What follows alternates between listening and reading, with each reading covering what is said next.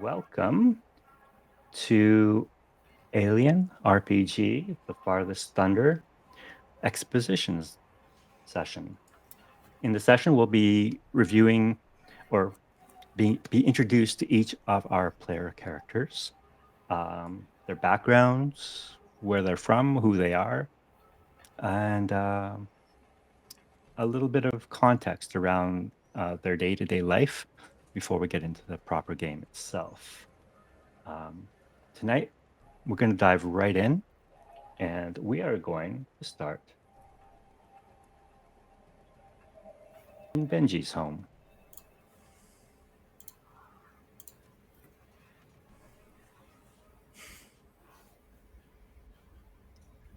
First of all, thank you so much for this wonderful graphic. I stole it and I'm using it. I'm assuming this is your room, Benji. As you are lying in your bed, sleeping, trying to catch up after a very eventful previous night, you hear a loud rapping on the door. Oh shit, oh shit, oh shit, oh shit. Can you describe to me what Benji looks like as he wakes up? Pretty disheveled, but he went to sleep in his clothes from yesterday. Benji looks dirty.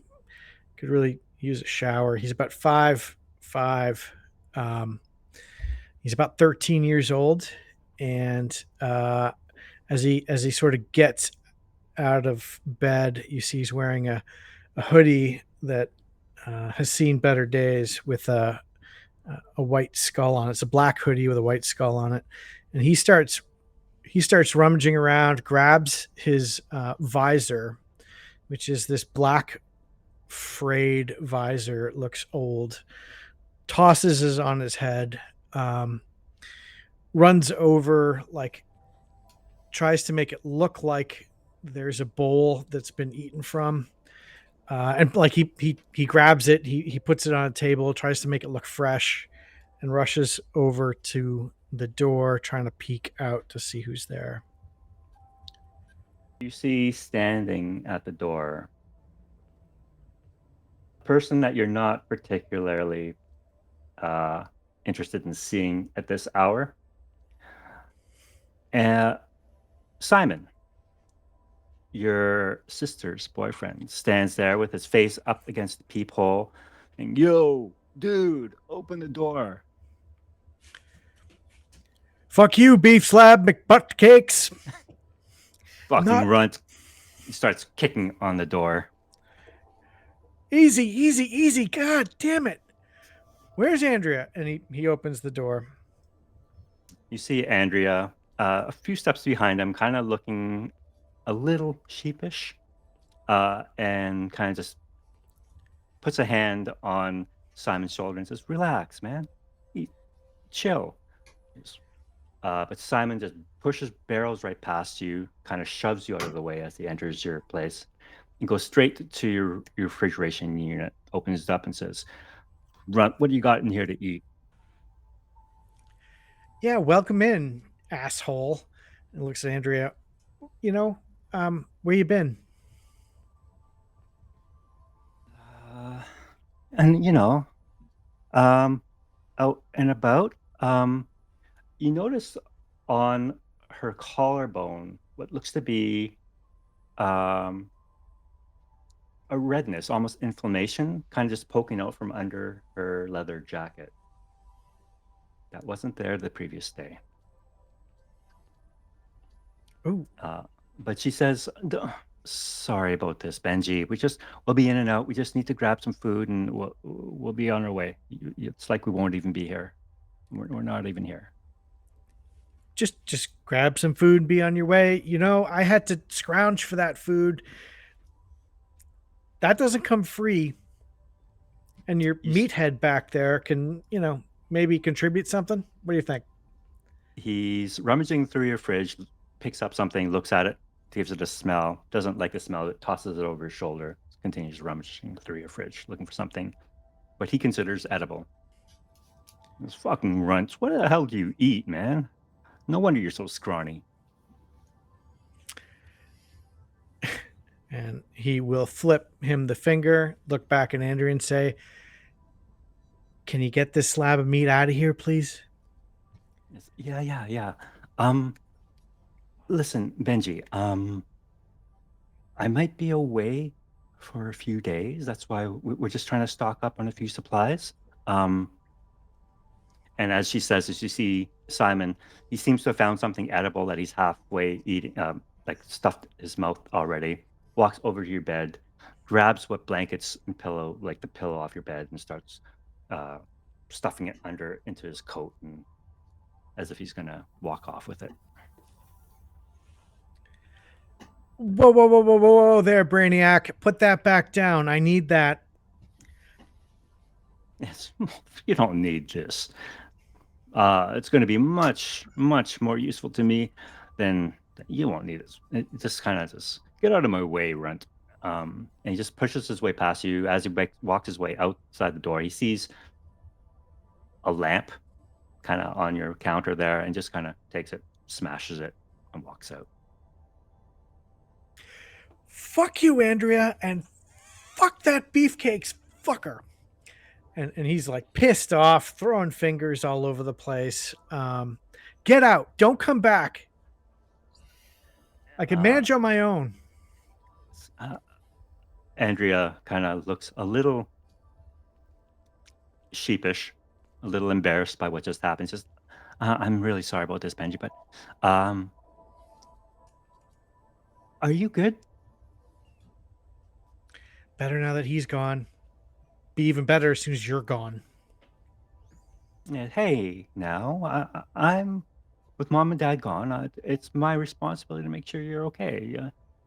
You're eating, right? I was until your grunting gorilla came in here and stole my food. Yeah, but you know what? You are such a resourceful kid. I'm sure you'll have that fridge stocked up again in no time. Yeah, just keep the caveman away. We'll be fine. Um, yeah, and if anybody asks where we are, just um, tell them we're on a honeymoon. On a honeymoon. Cute. Hope it's a long honeymoon. Hey now, Benji. I'm your big sis. You can't talk to me like that. Fine. Hope it's long for him. Encourage him to do some adventure activities, I think. I think that'd be a good idea. You know, something crazy. Cliff diving. I don't know. Such a clown. And she reaches out and kind of tussles your head. And as she does so, the visor kind of tips off to one side, almost falling off. Um, but you notice as she does this, you can clearly see what that red inflammation is up next to her collarbone. It looks like a really badly infected tattoo of a star. And you would know that this is the symbol of the simps, those who sympathize with the cooperative.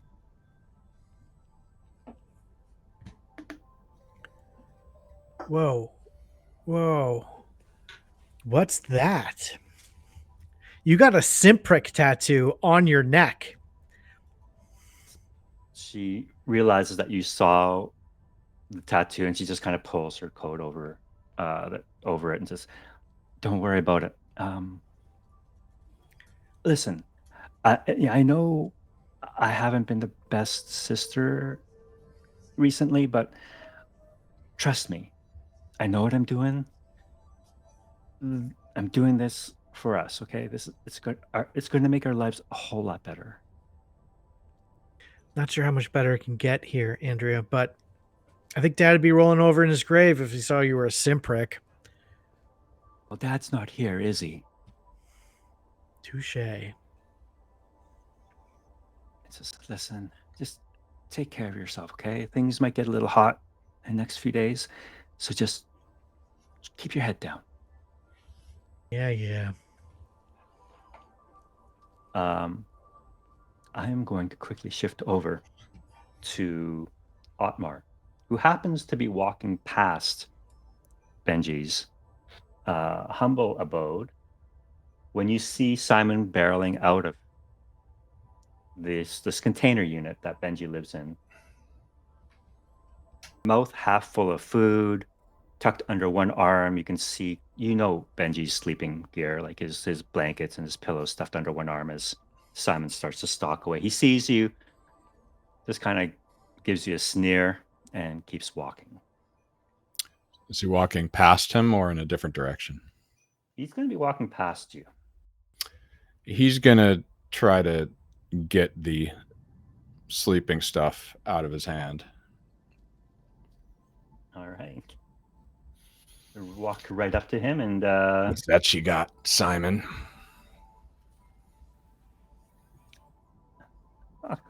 Fucking hick. Get your hands off me. Don't think that's yours, Simon. It is now. What you gonna do about it? I'm just gonna take it. You don't know who you're messing with now. As he kind of pulls back his coat to reveal the star symbol that you also recognize as a simp. Ooh. I got friends in high places now. You don't want to be messing with me. Do you even know what you're talking about, Simon? Do I even know what I'm talking about? Of course I do. I'm going to be Tell me, your Simon. fucking master one day, Yeah? You're going to be kneeling in front of me, licking my boots. Have you ever been off-world, Simon? No. Have you? The cooperative brought me here, Simon. Make sure you do a little digging, figure out what you're getting into, kid. I'll take that. All right. He goes to grab the pillow and blanket. All right. I'm going to have you make an opposed close combat check to see who wins this tug of war. All right.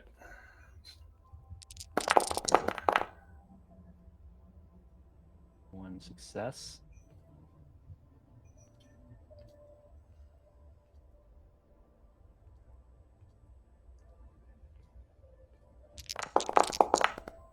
Okay, no successes. All right. So you managed to pull the sheet and the pillow out from his arm, and he begins to come at you before Andrea steps out and kind of steps between the two of you. Benji, you can see this as well. This little confrontation outside your hovel. And Andrea's saying, "Whoa, boys. It's just a fucking blanket." And she kind of tugs on Simon, says, let's get the fuck out of here. What you need a blanket for, Simon? Where you going? Blanket for, Simon? And he's just kind of, fuck you, man. You'll be dead in 2 days. And he storms off. He would I think he would toss the blanket and the stuff kind of in the dirt, but kind of toward the entrance to Benji's container. And as Simon and Andrea left, he would try to figure out sort of where they were headed, the direction they were going. He would try to trail them for a little bit. Okay. Benji, is there something you'd like to do at this time? No, as Atmar threw that over, Benji would just thank him. Say, thanks, Mr. Atmar. Don't mention it, Benjamin. Get back in.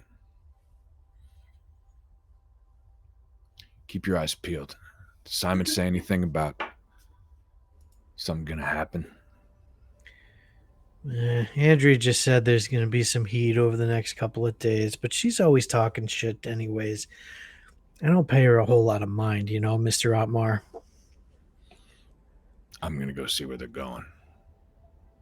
I wouldn't sweat it too much, but again, thanks.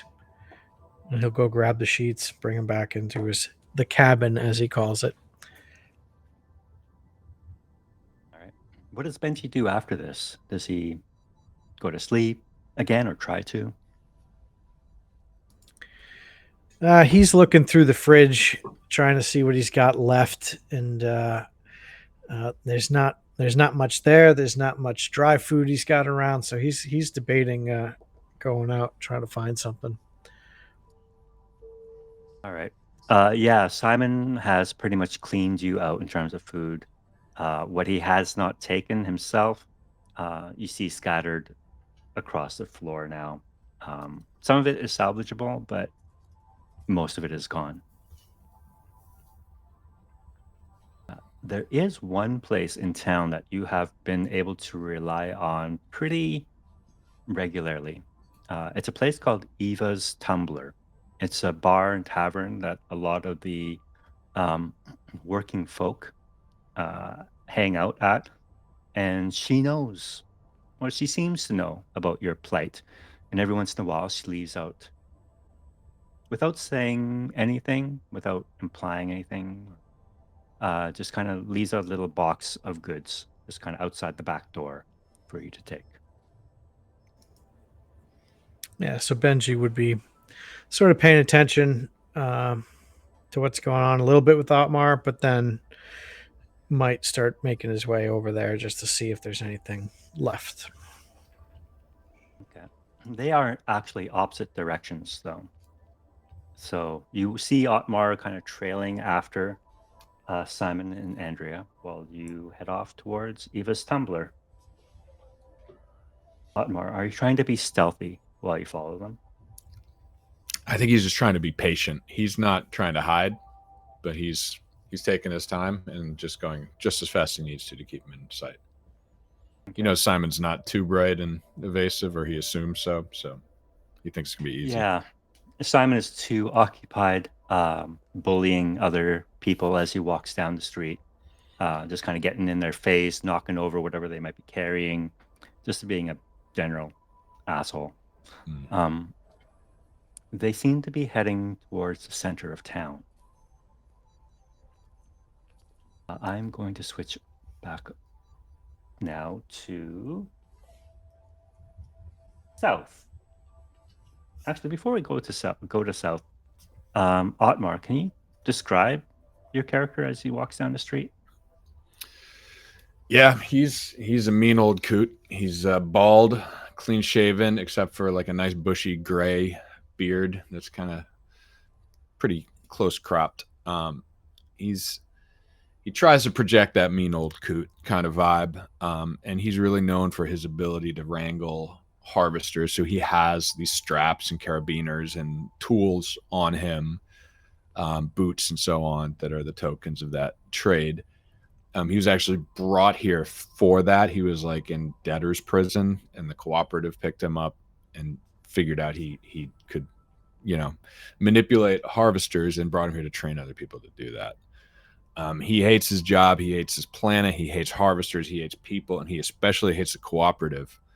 But he doesn't see a way out. He knows that if they don't sort of follow the orders of the cooperative, that there'll be punitive measures against innocents, and he's not okay with that. So he's striking an uncomfortable balance in his day to day.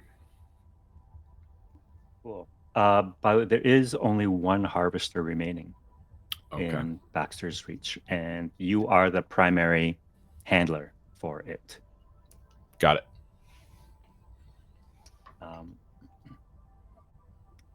Luckily for you, actually, the thing is, you are headed towards the corral where the harvester is being held. There, you were supposed to meet your apprentice, Gideon, there for your morning chores and whatnot to deal with it, because it is a huge beast and requires a lot of maintenance and feeding and taking care of. But that, again, is in the opposite direction to where you're going now. All right. Okay. So he's he knows he has a job to do, and so he takes one last look. They're headed to the center of town. He's got to get to the job, so he would stop trailing Simon, turn around. But he'd be listening. He'd be more. Usually, he wouldn't give that kid, any kind of time. But now he wonders, if he might be up to something. So he's going to be on the lookout. But he'll head to work. All right. So you all know, Simon does have a reputation around town as being a troublemaker and a lout. But he's not really deviating from that. He's not a subtle kind of guy. So he's just being who he is. I'm going to head over to Eva's Tumblr now, where we find a wildcatter. Oh, where did he go? Do we have Aaron? Yep. Oh, okay. Can you? Well, I'll turn the music down a little bit. Can you describe to us what South looks like? South has got long curly black hair about to his neck. He always wears like a. Oops. Does everybody else do that, or is that just me? Glenn, can you turn your mic mute for a second? Thanks. Yep. I got it fixed. He always has he's just dirty. He's always got black dirt on his fingernails and face, and he has a scar across his face from where a mining charge had went off and hit him in the face when he was working with his dad before he had passed. And he's got like a long black long sleeve on that's got like 3 buttons at the top of it, and just like a brown leather square toe boots, and then kind of like, I guess, Wranglers. I mean, essentially like a ranch hand, pretty much. All right. So this Eva's Tumblr, their claim to fame is the best drinking hole in the galaxy, and it really is the only one. So this is where pretty much everyone goes to in town. So it's pretty much busy every 2 hours a day. I mean, I think the days here are 2 hours. So it's busy. It's constantly busy in here. People coming in and out as they come in and off shift, whether they work on farms or in one of the remaining processing facilities. So Eva happens to be tending bar at the moment. She serves you up. What is South's favorite drink? We'll do a old fashioned, pretty much. All right.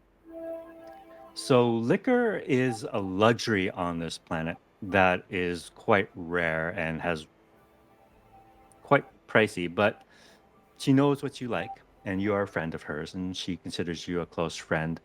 So she kind of sneaks in a quick pour for you of this liquor and passes it to you. No ice, though, and gives you a wink.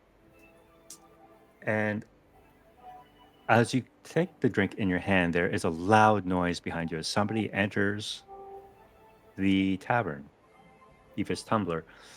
A man who you know as Jace Hunter, another wildcatter.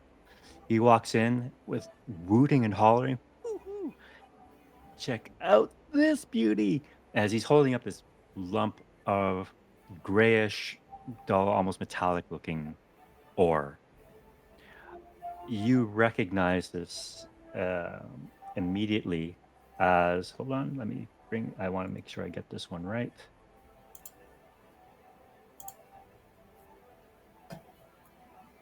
Where did it go? It is titanium ore. It is a very tough metal used in a lot of construction and advanced technology. It's a pretty valuable, very valuable mineral. And as he's waving this huge chunk of ore around, he slams it on the table. Just like in the old days, if this were a Western, it'd be like a huge nugget of gold. And he says, "Buy one for the bar, Eva." And she pours him an old fashioned, slides it across. He throws it back. Jace looks at you and says, kind of gestures at the ore on the counter. Says, "How do you like them apples?" That's nice, Jace. Did you find it on your own, or did somebody help you? What the hell do you mean? Of course, I found on my own. I traveled like 3 months over the past grasslands, over the far ridge there. I oh, I see what you're. I ain't telling you where I found this. No, no, I'm claiming that property for myself. No, no claim jumping here. Nope. As he kind of lifts up his shirt and kind of pats a little revolver at his waist. Nobody better try either. Oh, come on, Jace. You got to share the wealth. You know, we've always been friends. There's no hard feelings. Prospector to prospector. When have you ever done it solid for me, man? No, nope. This is all mine and cooperative. When they come back here, they are going to reward me. I am going to be like a fucking king of this place. Well, you see, Jace, you're right. When have I ever done anything for you? But we could start by you doing something for me, and then I do something for you. That's how this works. Well, what would you have me do? I mean, throw me a little advice, maybe a hint, general area. You know what works hard around here. You can't just come into a bar waving that thing around and expect me not to ask where you found it. No, no, no, no, no, no, no, no. I see what you're trying to do here. No, no. You know the wildcatters rule. Claims a claim's a claim. That piece of property is mine. I'm going straight to the claims office. I'm going to put my name on it, legal and binding. No one's going to touch it. Did you put anything down to mark that it was your claim? Of course I did. I put my stakes down there. Okay. Well, I'll just remember, if you need any work done, I'll be here.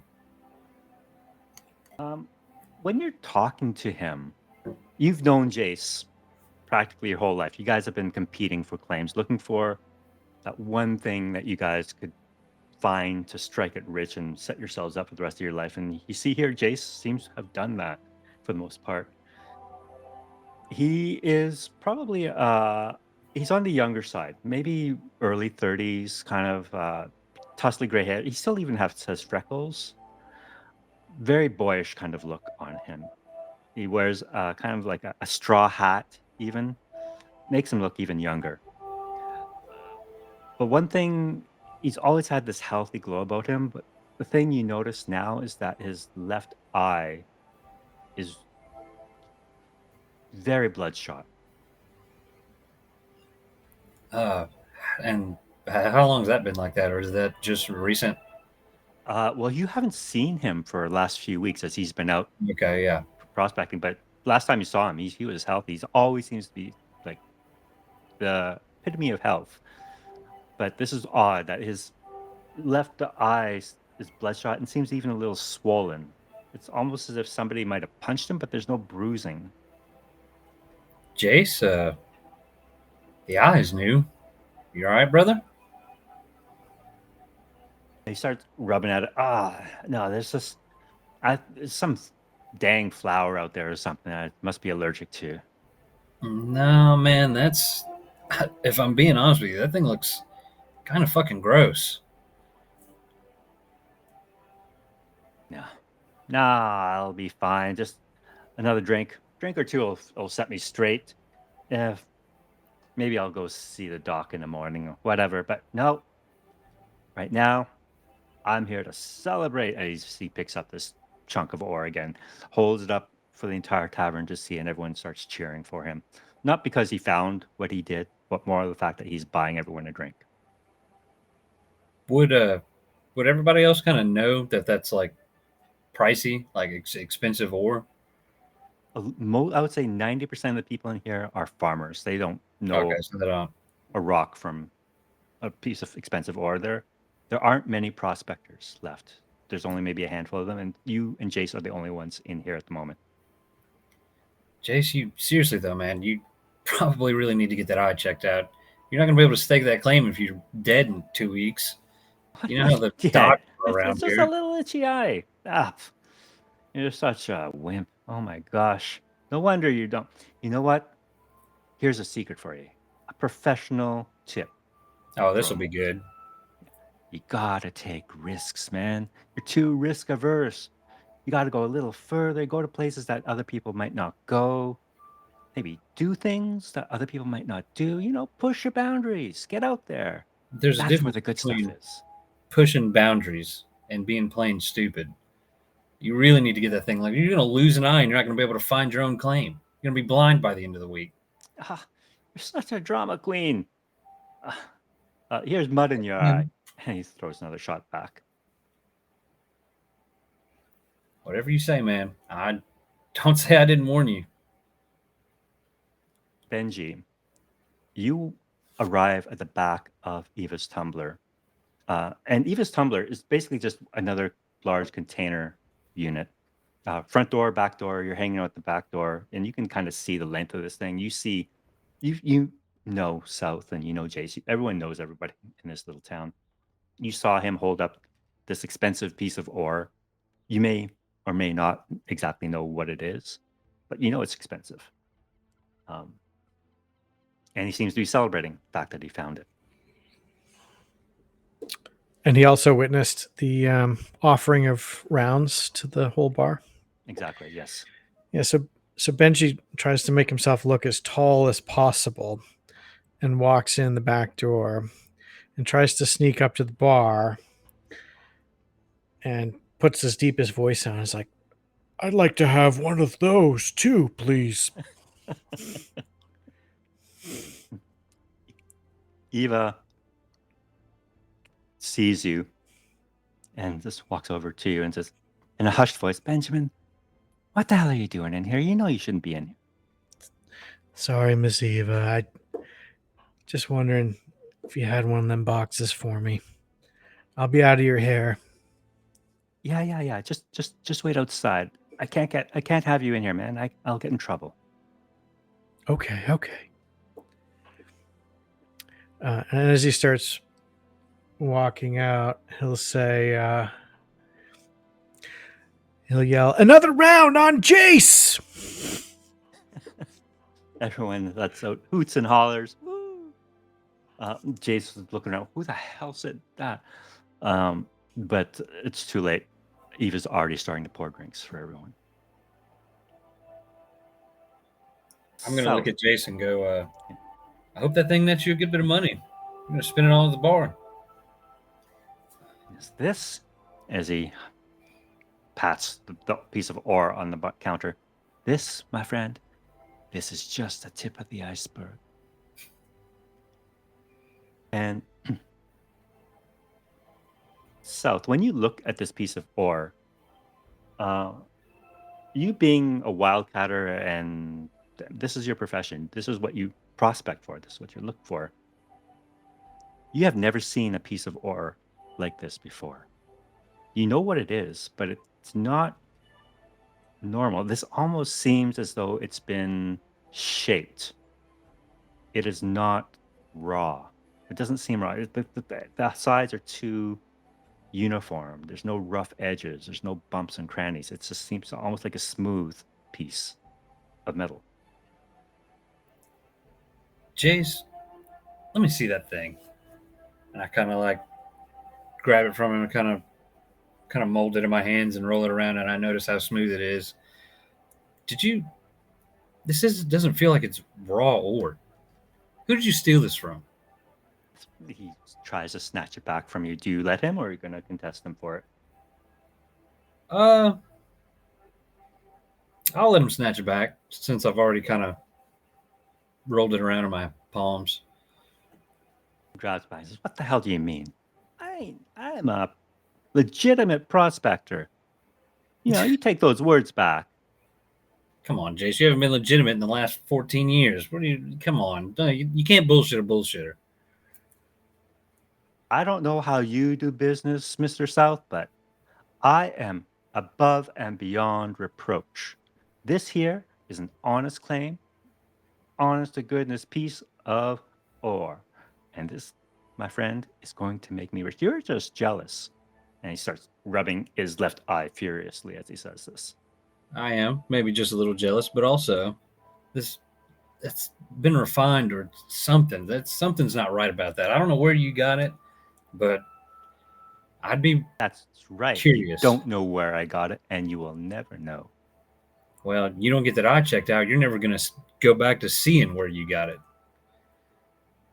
My man, South, you are such a killjoy. Eva, one more drink for this man and cut him off. I'm here to celebrate with my friends in a joyful manner, and he is just bringing me down. I'm not trying to bring you down. I'm just trying to wrap my head around it. If you're wrapped up in some shady shit, I can't be seen with you. No shade here, South. No shade. You're just looking at pure wealth. And South is going to kind of take his cowboy hat off and set it on the bar and go, all right, Jace, I'll trust you on this, but I'm telling you, there's something about that ain't sitting right. It ain't sitting right for you just because you ain't sitting here with it. I'm sitting pretty, on the other hand. And enjoy your last couple drinks, man. And you know what? Until you come back to me in a better mood with a smile on your face and a word of congratulations, maybe it's best that you take some of my advice, get out there and find your own fortune, and leave me to mine. You know what? Maybe you're right. Maybe I will do that. Maybe I will strike out.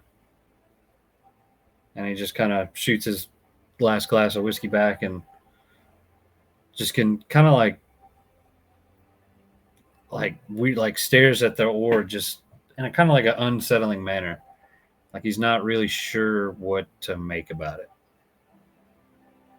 You're kind of, as you are fixated on this piece of ore, Eva kind of gently rests a hand on your shoulder.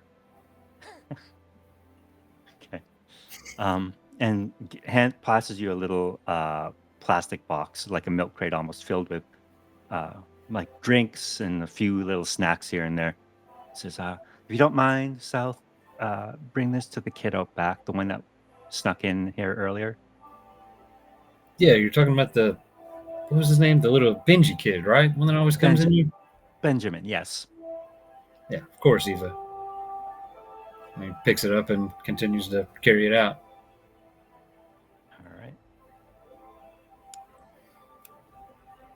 I'm going to switch back to Otmar now as you make your way towards the corrals on the edge of town. You have to walk a fair bit of ways because people are generally uncomfortable living so close to a harvester. So you have to walk several hundred meters outside of the edge of town to where the harvester is kept. And there you find your apprentice, Gideon, at the edge of the grasslands, who has been waiting here for quite some time. Gideon, can you please describe your character? Yeah, so Gideon is roughly 19 years old. He's kind of tall, about like 6'2", 6'3" ish, but not tall in like a cool kind of hot way, more tall in a lanky, all knobbly arms and knees, just like almost like just all tallness, no muscle to him at all. He's currently wearing a shabby, oversized t-shirt and an old worn coat. Got like cargo pants on, and he has this little toolbox that has currently been decorated with like stickers and glitter and all sorts of weirdness, and little homemade stickers and markers and things like that on it. Okay. And as you're waiting, I gave each of you as wranglers a stun rod in your inventory. You might have noticed that. It's a retractable one. It retracts down to 6 feet. That's the shortest it gets. And it can be pulled out to 20 feet long. And you can hear, actually, even before you can hear, you can smell the harvester It's within a large metal, what you call it, a stall, for lack of a better word, where you keep it so it doesn't escape and burrow itself away. And I'll show it to you now. This thing is massive. It is a full-grown adult, and it is the last harvester on Baxter's Reach. And because of that, it is extremely valuable because with it, you are able to locate and extract your primary resource, phosphorite, which is what the cooperative is most interested in from your planet. It's used for a number of different things, but primarily agricultural as an ingredient for fertilizer and possibly explosives. So this thing smells like a combination of iron, acid, and piss. It is just rank. But after having worked with it for so many years, you kind of get used to the smell. You get used to its sounds. It always kind of makes a belching noise. Uh, and as it does so, it exhales a lot of the gases are that were converted from solid material that it has consumed. So a lot of it is very sulfurous in smell. And you can hear it kind of restless and kind of bumping up against the sides of its stall as you approach Otmar. You check the harness. Son of a bitch, I did not notice you were there. You are quiet. Dang, man. You gotta be a little louder. But yeah, I checked the harness. Yeah, both of them. There were both? There was more than one? Both sides of the harness. You check both sides of the harness. Yeah, I got that. All right. How's he doing this morning? Okay, I think. It's nasty as fuck, so I can't really tell. Every day it's gross. Yeah. Do you have a name for this harvester?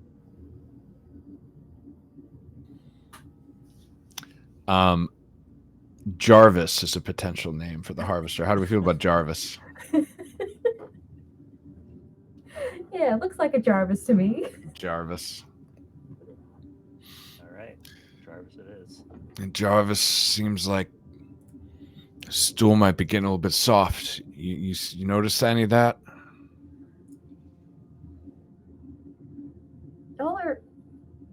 Y'all are just nasty. I guess. I don't know if he's had taken a shit. I haven't checked. Well, this ain't just harvesting. There's a little bit of zookeeping in this here job. You got to look after the asset, seeing as there's only one of them left. So he'll go and check the stall and make sure there's nothing out of the ordinary, just the usual filth. Gideon's gonna kind of trail behind, but the entire time he's trying not to show that he's about to vomit because of how gross it all is. Yeah, it's Jarvis in the stall as you just kind of skirt the edge of it, looking in as it kind of notice that you two are there, and it seems to have a love-hate relationship with the two of you. Love in the sense that you do provide it with the necessities of life, hate because you are confining it. If it were up to it, it would bust out of here and live its own life, do its own thing. But you know that it doesn't. It has a modicum of intelligence, enough to know that it has very little survival skills, as it was domesticated from early on in its life. So even if you were to let it go, it'd probably not do so well. Right. I will also tell you this: you guys have been scouring the grasslands within the immediate vicinity of Baxter's Reach for the last 10 years with this harvester, and you've found many rich veins and deposits of phosphorite around, which you have then been able to bring to the surface and help process for the cooperative. But those veins and those deposits are running out. And over time, you've had to go further and further and further out.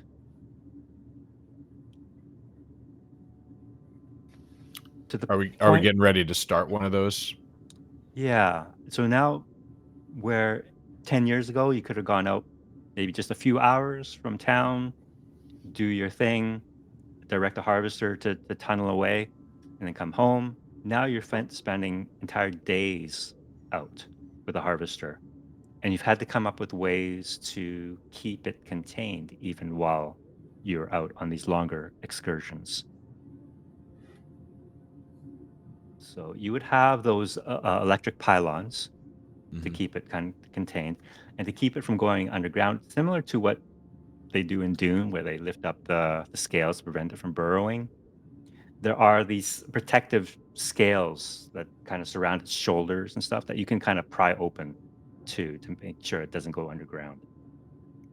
It is extraordinarily painful and uncomfortable for the harvester when you do this, so it just gets grumpier and Right. grumpier. So, Otmar, where are we dropping off to today? I mean, we probably gotta go pretty far out, right? Yeah, I think we need to find a new spot. Shit. Man, we just found that other spot. What do you mean we gotta find a new one? Ain't much left there. I don't know it's worth going back. Maybe further west. I mean, all right, but I don't want to deal with an angry harvester. He's already pissed enough as it is. Or that could be his normal face. I can't tell. He's not so bad. And Otmar would be getting him ready to let him out of the stall, and he knows it's a risky moment, but also an exciting moment because Jarvis likes to run, and he likes to let him run just a little bit, but also keep him from going too far. All right. Just as you're ready to open the stall and corral Jarvis out of it, you notice a figure walking towards you from town. It's a woman, kind of short and stocky, and even from this distance, based on the color of her hair, kind of short cropped, wearing kind of coveralls, you recognize her immediately as Mara Quinn, one of the council members. Uh-oh. Walking. Ms. Quinn, can we help you? So, do you wait for her to arrive before you let Jarvis out? He would. I think he would wait for the council person to come before starting the chaos. Gideon's is going to take Otmar's lead, but is just kind of like subtly fixing himself up in front of this authority figure. You see Mara Quinn approach, and as she does so, she kind of winces and kind of covers her mouth, her nose as much as she can. Not that it helps much. And says, "Greetings, Otmar and young Gideon. How are you this wonderful day?" Well, we're getting ready to take Jarvis out on a harvest. Otmar likes to take him for walks sometimes. Need some exercise. Yes, as she looks kind of worriedly at the stall. Every time Jarvis bumps against the side of it, she kind of takes a step back, never keeping, like always keeping at least one eye on this thing as she talks to you. She's clearly nervous around it. Just, I thought I should mention though, we have received an incoming transmission. Uh, from an off-world ship. I I feel the cooperative might be returning imminently. How long do you think you'll be away this time? Well, it was going to be days, but I'm rethinking that plan based on what you're telling us. How far out are they? They should be here within the day. Well, within since the days here are only 2 hours long. Um, 10-day, the 10-day. within 10 days. Yes. All right, well, we'll change the plan. We're just gonna do a little trot around the garden here, and we'll be back to town in a few hours. Okay. Very good. I only mention this because you do know that the cooperative they would like to take inventory of the harvester, ensure that it is safe and that it is operational. Of course. Um, says she kind of looks at Jarvis and says, "It is that wonderful beast," and you can tell she's stretching her words when she says "wonderful." Uh, He, is it a he? Yes, ma'am. Uh, Have it on good authority. well, he is what's keeping our colony alive. And I must thank you, Mr. Otmar and Gideon, for taking such good care of such a valuable and important resource to our colony. Because without it, the cooperative would have absolutely no use for us. I know. You'll have to remind us, man. Very good. Of course, you know that. How callous of me to bring it up in that way. I meant no disrespect. You are valued and None very important. taken. Thank you. Uh, I think I should head back to town now. Yeah, and the militia stockpile. When's the last time we took inventory on that? Would you mind asking someone back in town? I just think we might want to know what's where, if you know what I mean. Yes, I will. I will look into that. But I must insist we don't want any trouble. Of course not. That's why we need to make sure that no ne'er-do-wells have gotten off with any of our guns or munitions. You see? Of course. Yes, It'd be a very high-risk moment as the ship is coming. We want to make sure nothing bad happens. Am I right? of course. You're absolutely right. Absolutely right. Otmar, have you ever thought about running for council? Oh, no, ma'am. I could never do that job. I think you would be wonderful at it. You have such experience and such wisdom, such foresight. I think the community would benefit greatly with your leadership. Ma'am, is there anything else? No, I'm sorry for taking up so much time. Please take care of Jarvis. All right. Gideon, let's go. You get on the right side. I'll get on the left. Oh man, I hate the right side. Okay. And they would start to bring Jarvis out for just a little exercise run, get him some exercise, get him some food. All right. Can you both make a survival check for me, please? Yes, indeed.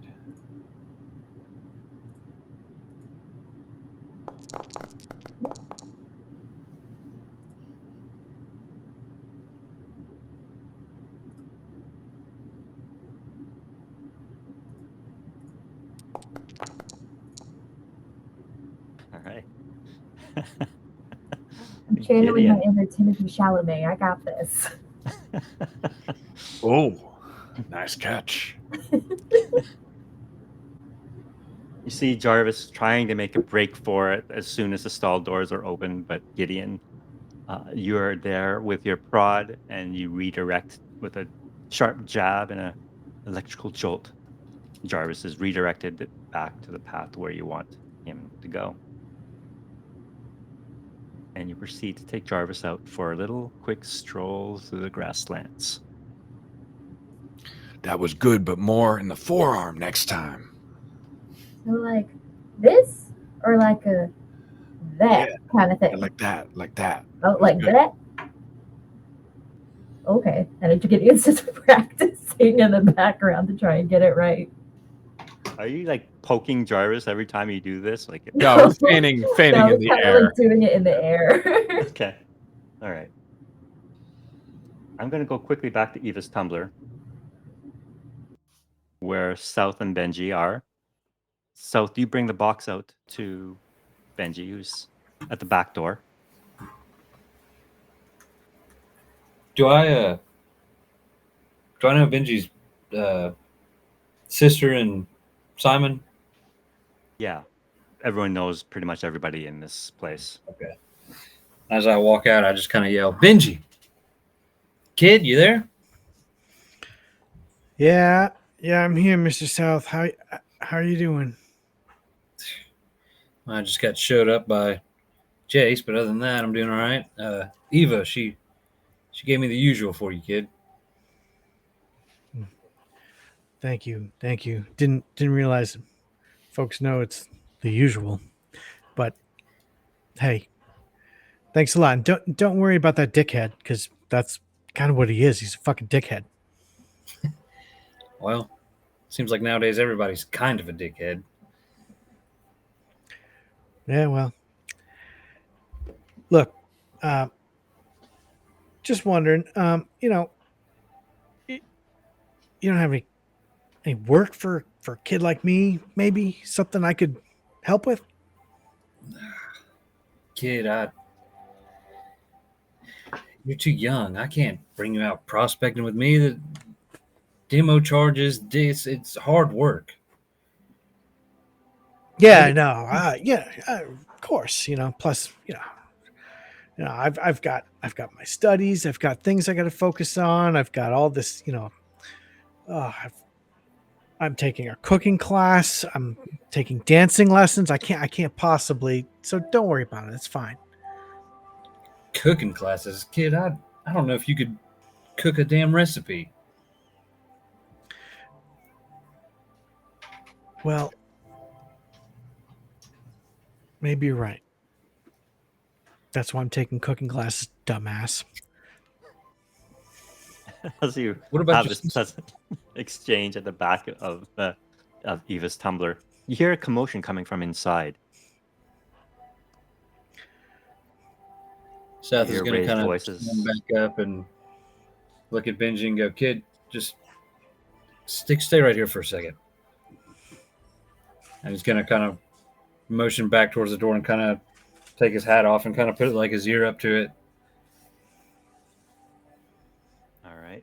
You can hear inside Eva's voice clearly calling out, "Now, what the hell are you doing, Simon? What is this nonsense?" And then you hear the sound of a blaster being fired. I'm going to look at Hear Benji screams. and, well, kid boyfriend's back. Oh, snap. What? And he sort of ducks, hearing the blaster. And South is going to just see him kind of dip out of the way and then slowly kind of ease the door open and kind of peer through it a little bit. As you try to ease the door open, it bursts open in your face as a number of patrons rush out of the tavern. And beyond them, you see what looks to be a half dozen individuals. Simon amongst them, Andrea standing behind him, armed with like rifles, handguns, brandishing them. and Simon calling out, "By order of the cooperative, we are shutting this place down." You see Eva about to protest, and another patron kind of hold her back to keep her from saying anything. You see Jace get up though. He's already like halfway through a bottle of whiskey already. He's got a pretty good shine on. He picks up his piece of ore and says, "What the fuck, Simon? You piece of trash! Get you and your goons out of here." It doesn't take much to realize south that this is going to get very bad very quickly. What would you like to do? Seth is going to look at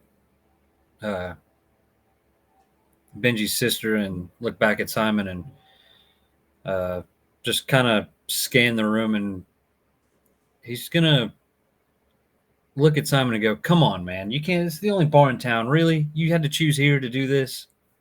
No one gives a fuck about your revolution or your whatever, man. Just take it down the road."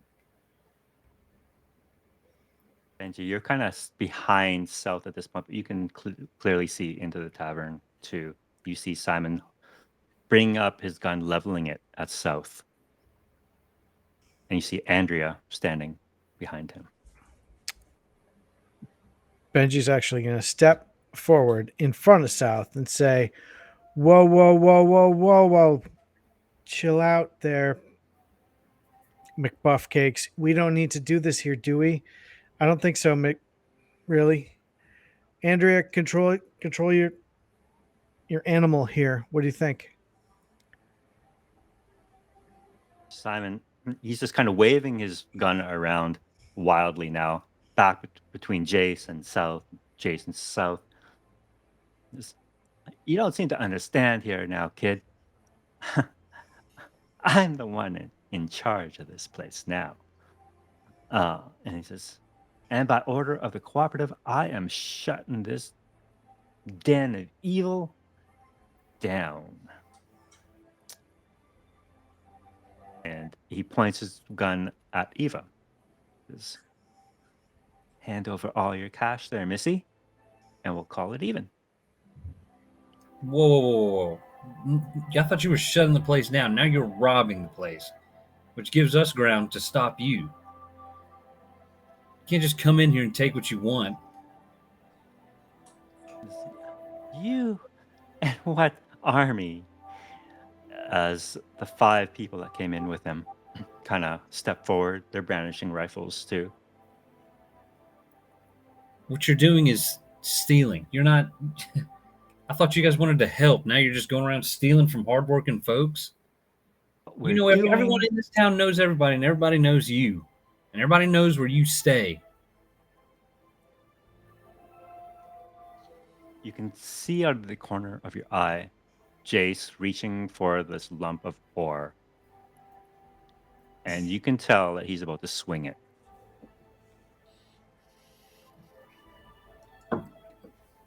I'm going to let him do it. I'm not going to say anything. All right. So he takes this lump of ore, takes a wild swing at Simon with it. I'm going to actually let you roll for Jace.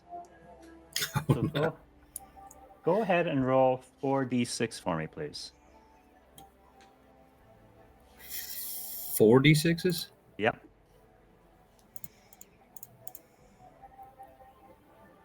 Oh, I'm sorry. I clicked D4s. My bad.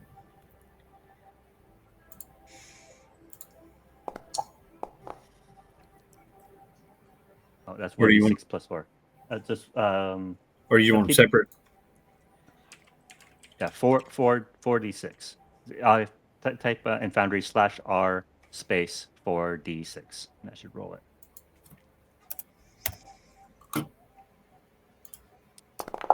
There you go. 1 success. So he manages to clip Simon across the head with his chunk of ore. Benji, is there something you would like to do? Seeing this, Benji's going to say to South, "We got to get the fuck out of here." Benji, I can't leave Eva. This place has been my home for fuck. I don't know how long have I been drunk. The last 6 months. They're going to kill everyone. You really think that dickhead Simon's gonna kill everyone? That And Benji yells to Ava, "Miss Ava, let's get out of here."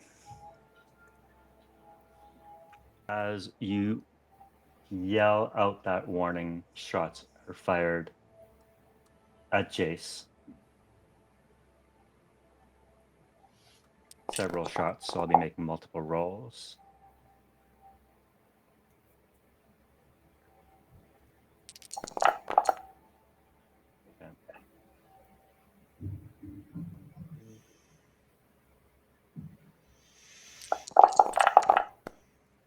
Okay. He's hit by 2 of the shots. And that's enough to kill him. So you see Jace hit by a couple of these pulse rifles, holes blown through his chest. He reels backwards, thrown over the bar from the force. His rock that he was holding falls with a thud to the floor. You hear screams. Eva is panicking, screaming. And Simon sees the 2 of you standing at the door, and he raises his gun once more towards you, South. And I'm going to move back to Otmar and Gideon, back in the grasslands. You are taking Jarvis for a stroll. You hear gunshots coming from town. And as you do so, you hear a droning sound coming from beyond a ridge, approaching quickly. The sound of an engine. And I hear it. Check that out, right? I hear it. That engine. We should turn to face it, see what it is first, and then we'll head to town. Did you not hear the gunshots? There are gunshots in I heard. town. You should go check that out. We're gonna do that. Turn right toward that engine sound first. All right, you're the boss. All Don't know right. why we're doing this, but okay. 'Cause there are people dying, but it's fine. All right. So, Otmar, when you were first brought to Baxter's Reach by the cooperative, were you brought there in a state of servitude? Yes. them? Yes. Okay. So you would have recognized this ship. You're very familiar with it. You would have recognized the shape and the sound of it. And the ship that is coming towards you across the horizon is definitely not that ship.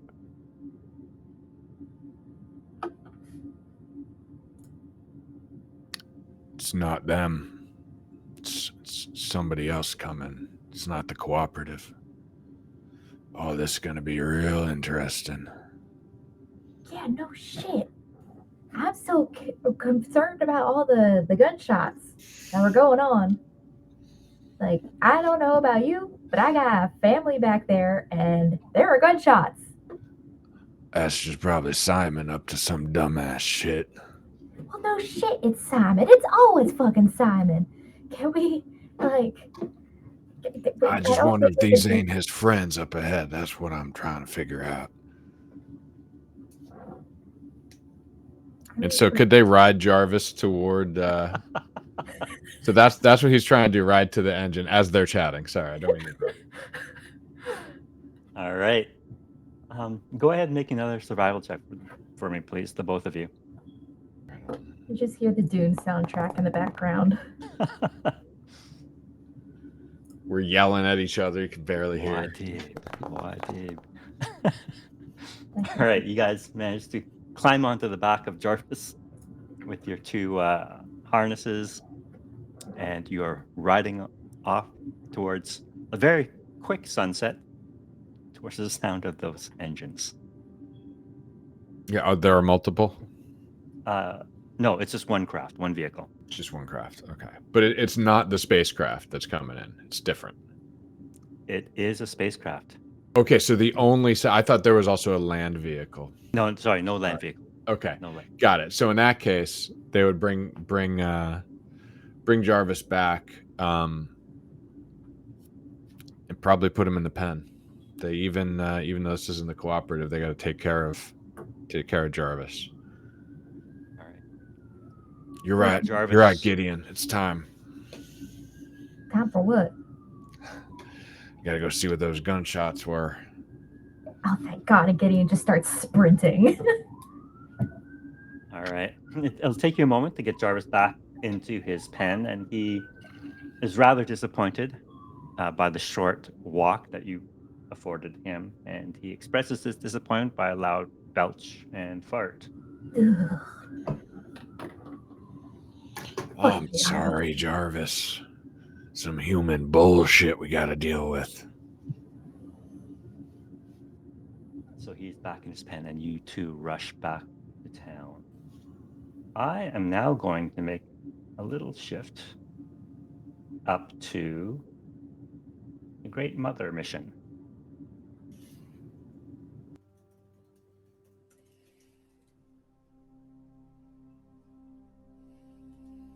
So, let's turn this music down a bit.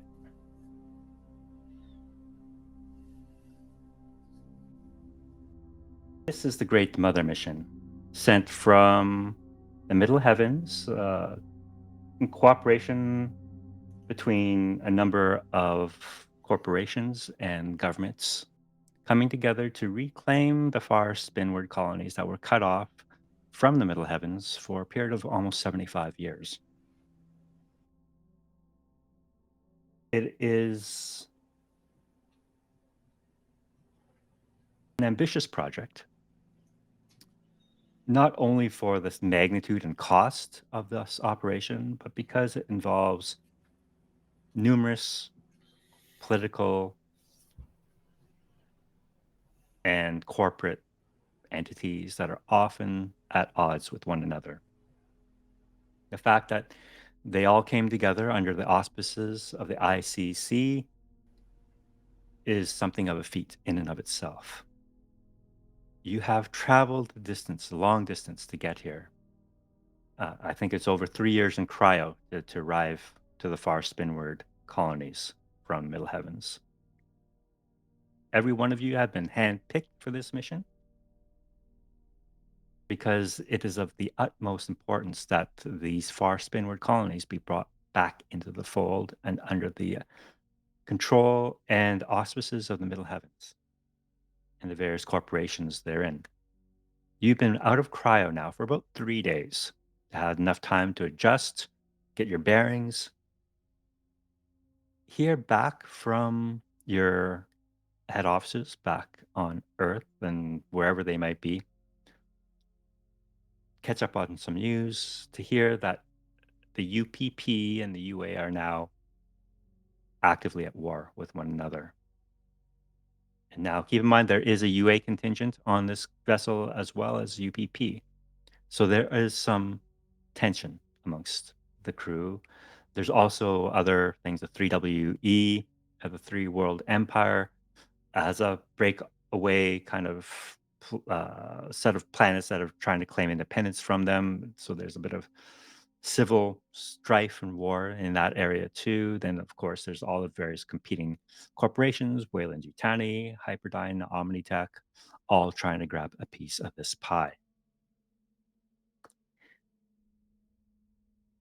During those 3 days, before you approach the first colony, KOI 462, Baxter's Reach. Representatives from interested parties have been identified, and you have been summoned to a briefing room where you will receive a quick briefing as to what Baxter's Reach is about and your mission and goals upon reaching that colony. in those 3 days between cryo and that briefing, I'm going to start with Aiko Kimura. What would you have done to prepare for this mission? Sorry, just repeat that last part. My mic was resetting. What would you have done in the 3 days prior to this briefing to prepare yourself for this mission? Well, a lot of it has come down to I'm seeing this as an opportunity. It's always a power move for me. I'm kind of been stuck at this vice presidency level for a while, and so I'm trying to use this as an excuse to kind of usurp or at least move around the people above me so that I can finally move up to more of a presidency role. So I've been digging in and basically looking at all the personnel files that we have on the people coming with the mission. I'm also making sure that I've talked to the various stakeholders and gotten a read of what they want to get out of it, and I'm trying to figure out. There's obviously conflicting priorities from the powers that be. People kind of have different purposes, so I'm trying to figure out which one most aligns with what I think will help me get ahead. And so I'm mostly kind of looking at the opportunity with how much can I exploit for my own gain. Okay. What I'll allow you to do, you can either make an observation or a comtech check to see how much information you're able to gather in those 3 days. Would you like to push it? There we go. 1 success. With that 1 success, tell me, of all the factions I think I've listed in Discord that are on this ship, which one interests you the most? Are these the representatives and delegation heads? Yes.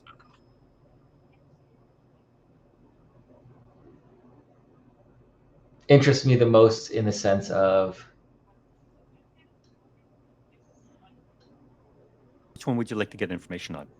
oh, I see. Well, so I work for Wayland Yutani, so I'll say the Three World Empire. Actually, no, the United Americas. All right. The United Americas is obviously the political main driving force behind the Great Mother Mission. Although it is under the auspices of the UN, the United Americas is one of the most significant members of that organization. And they are currently at war with the UPP. So there's a lot of, you can sense the tension on board the Great Mothership between these two factions. Excuse me. And although the UA nor the UPP have direct claim over any of these colonies, as they were colonized primarily by Wayland Yutani and the Three World Empire for the most part, they do want to have their political influence exerted on these colonies. So even though they might be controlled by a corporation, they want them to fall under the political wing of either UA or UPP. Mainly so that when the corporations extract the resources, they'll get the tax money for it, basically, and they'll benefit from it themselves, their military and all that stuff. There is a strong military contingent on this ship. They're under peacekeeping, the name peacekeepers, but easily 2/3 of those peacekeepers are represented by UA soldiers.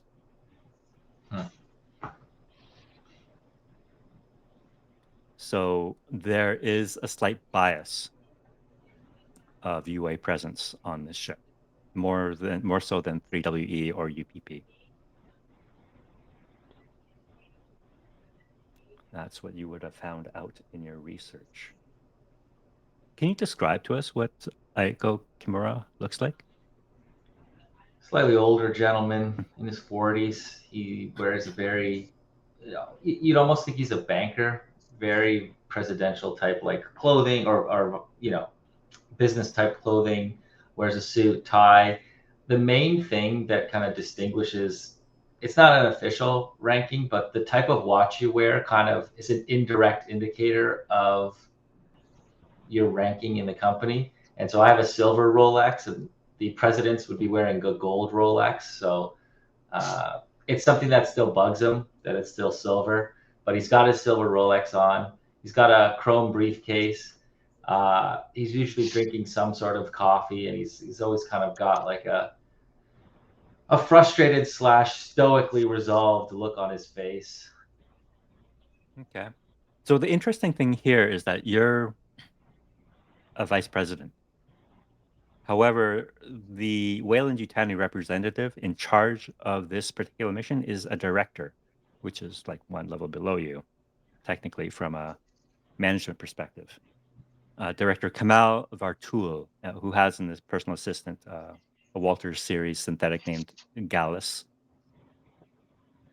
So it's a little odd to have a director running the show for the Great Mother mission, and the reason why that is because Director Kamal Vartul is in a division that is specifically who's mandated to colonization, whereas you might be a VP from another division.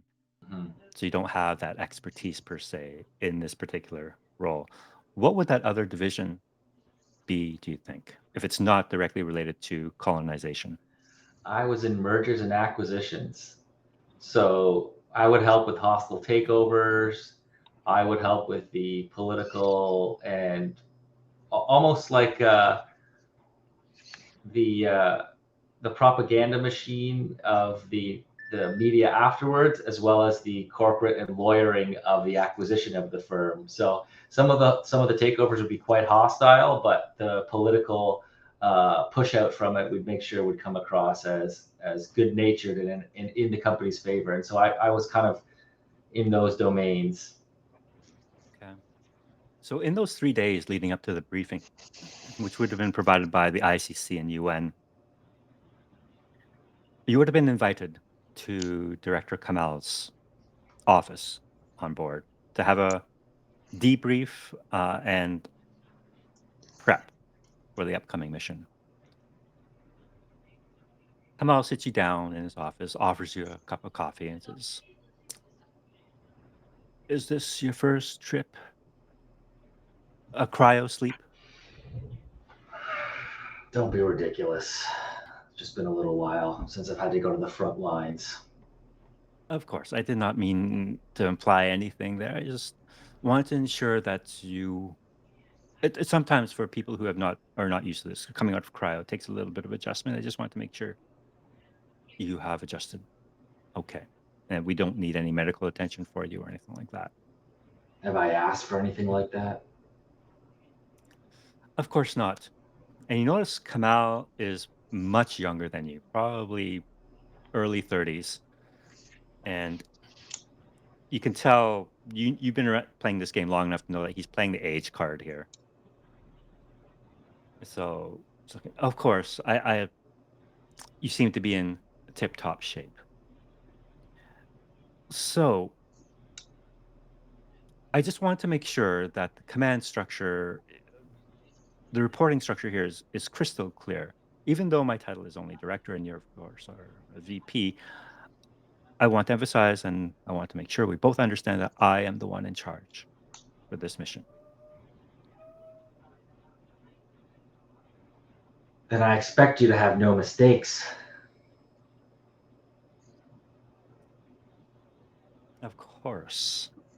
I would not have been selected for this particular mission if I were not up to the task. But I just want to make sure that we had a understanding. As I understand it, there will be no mistakes, and there's no problem with me with that. No mistakes, no problems at all. So I understand your specialty is in mergers and acquisitions.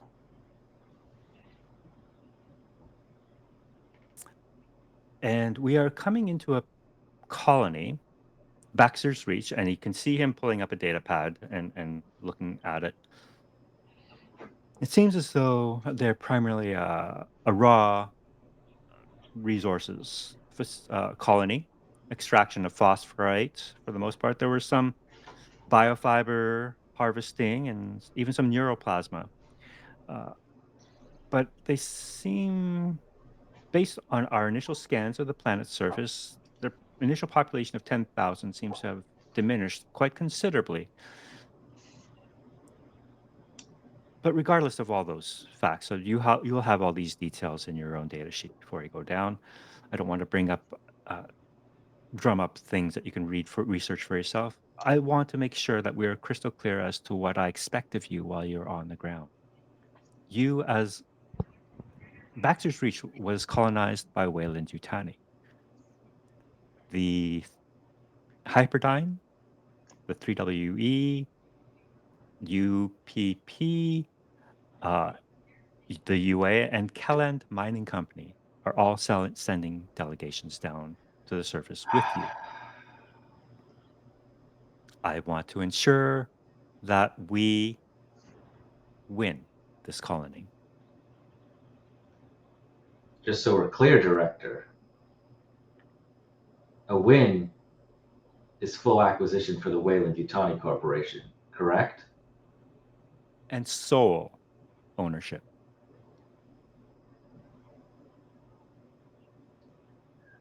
Who on board is going to give us the most trouble with that? Likely the Kelland Mining Company. Prospector General Lee Taylor. I'm not sure. I'm not aware of who he will be sending along with you, but he will most certainly be sending somebody quite knowledgeable, obviously, about resource extraction.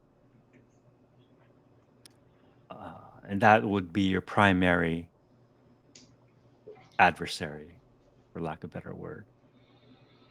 What are the parameters of the operation? How many casualties are we allowed to have?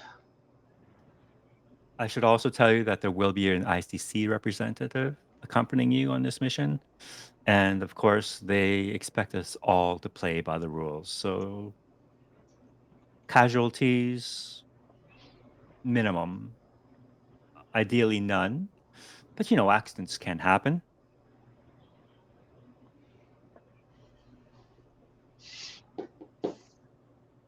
Have you been given any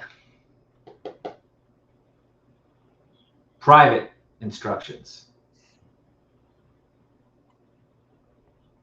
If they were private, they were indeed private. And you are on a need to know basis. Well, this would be the time, and I need to know. I have told you everything there is to know. You know the parameters of the mission. We must gain control of this colony. They must pledge their allegiance to Wayland Yutani and no one else. We must have sole rights to the resources on this planet.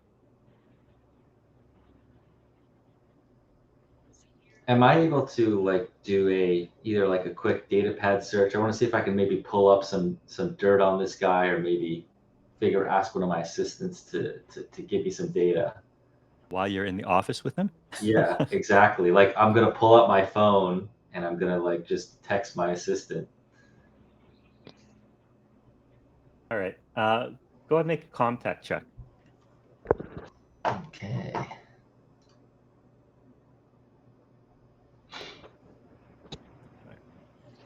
While you send this request off, it's not going to be instantaneous. There's going to be a bit of delay as they run some information. He continues on and says, of course, any discoveries beyond what we are currently aware of will also fall under the possession of Wayland Yutani as well. With such a large delegation, it will be almost impossible to keep track of everyone, but we can't have light fingers walking off with Wayland Yutani property now, can we? Why did we even agree to take them along on this mission? This is under the UN auspices of the ICC, and they insist that it is one of the mandates, core mandates, Rule number 6, adhere to all Interstellar Commerce Commission protocols and regulations and collaborate in the spirit of the greater good. Blah, blah, blah. So if there are any accidents, we have to make sure that they either fall under the auspices of the UA or the UPE.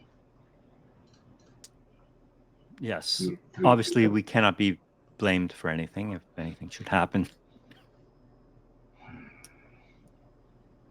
Now, since this colony was initially a Weyland-Yutani colony to start with, when it was first founded, we have an advantage here. Possibly. But I need you to solidify that advantage by recovering the long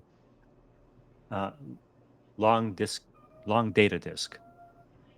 It is the cylindrical hard drive, effectively, of all that kept a record of everything that happened at the colony in our absence.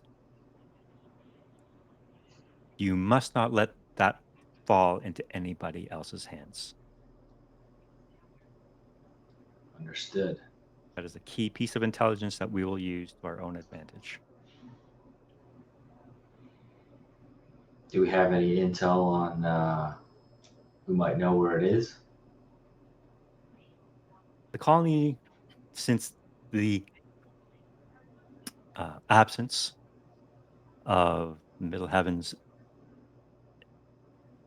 leadership, have apparently adopted a council leadership. So it would likely be under the control of one of the council members, I would imagine. Understood.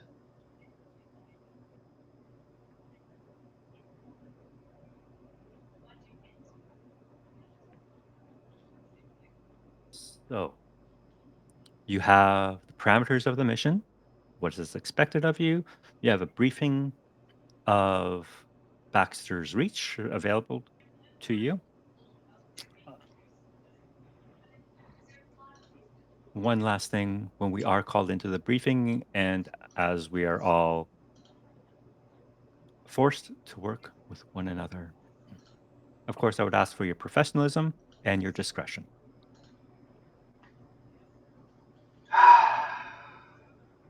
You can cut the corporate speeches of me, Director. This is not my first rodeo. Of course not. A man of your years. Of course, you have a wealth of experience under your belt.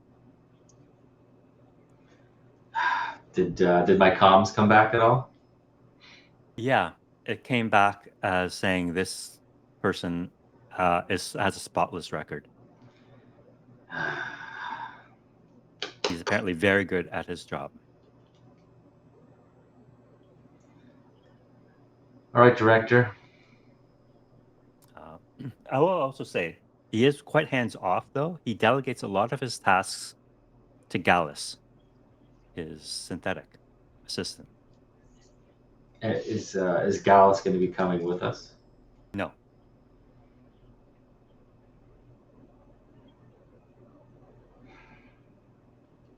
I'm gonna check. So I check my pocket. It's been a while since I've been on the field. I didn't even bring a weapon. Do you have a pistol or something I can take with me? No, but you will be accompanied by UNISC peacekeepers as part of the security detail. Those are grunts. But it'll have to do, I suppose. We're talking about backwater farmers down there. I don't think you'll need a weapon. Okay. I'll take your word for it, Director. Of course. Trust me, this is not my first rodeo either, despite the fact that you have a few years on me. I'm quite experienced at this. This is what I do.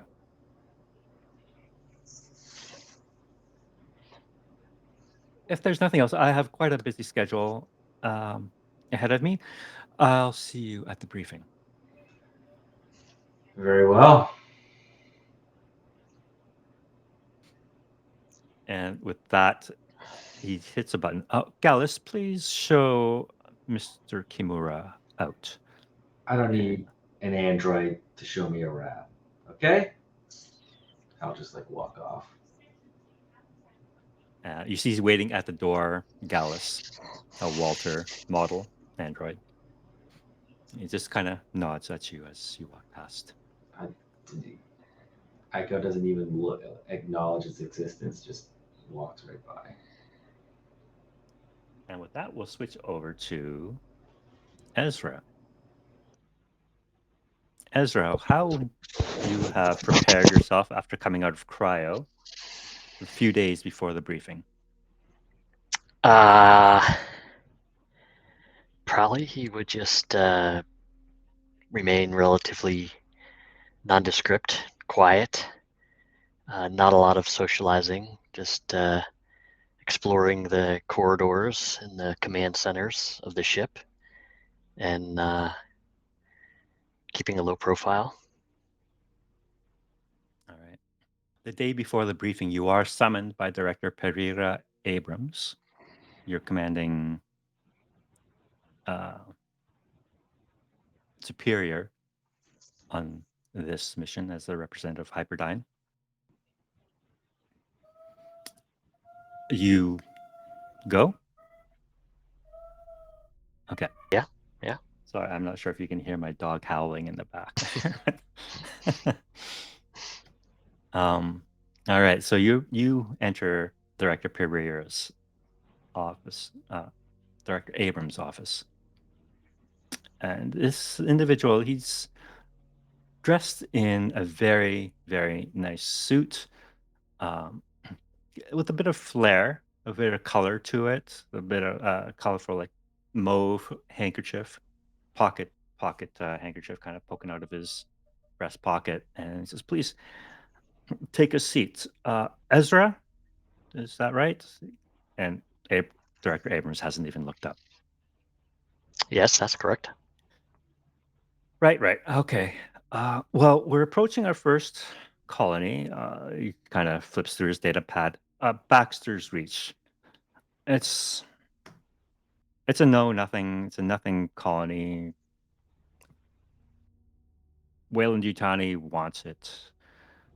3WE's kind of try and probably wrestle it away from them if they can. But you know what?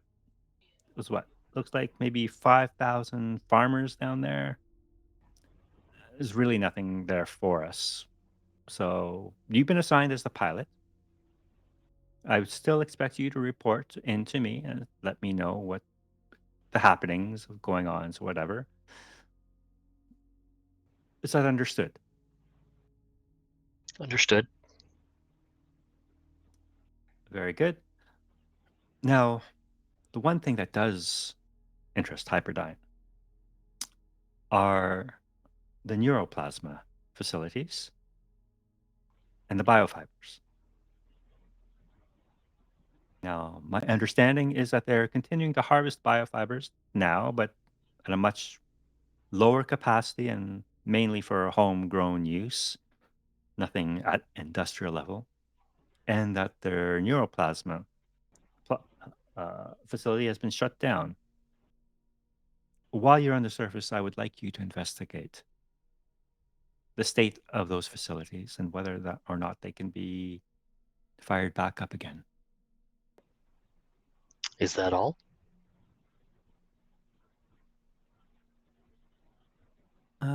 Looks around. So yeah, that's all. There's nothing. Like I said, this is a backwater colony. Little interest. There are more interesting prospects a little further on. Very well, I can do that. Good. Now, you realize you will be on the surface for likely a full cycle. That would be at least 22 days before the Great Mothership comes around again to pick your mission up. Mm-hmm. That should give you enough time to do your investigation. I want you to keep constant record of your findings and report to me daily. Is that understood? Understood. Very good. You will be the only Hyperdyne representative on this mission. So all of these goals fall upon you to execute, in addition to your duties as a pilot. You do know I'm just a pilot, though, correct, Director? I do know that, but there is limited seating on the vessel, and the other corporations and other factions have claimed their seats before us, but that only gives us a better position for future missions. I was willing to give up all our seats, say for you, the pilot, uh, in exchange for more rights to access future colonies. You're asking me to act beyond my role. Oh, I'm sorry. I wasn't aware that you had limitations on your role or ability. Well, I just want to make sure we're both understanding of what I do relative to what you're asking me to do. I'm simply asking you to go look at a factory that has been shut down. And report back to you. Exactly. And even an average Joe can do that. Like, you're better than that. Ezra looks around to see if there's an average Joe in the room. Not in the room now. No.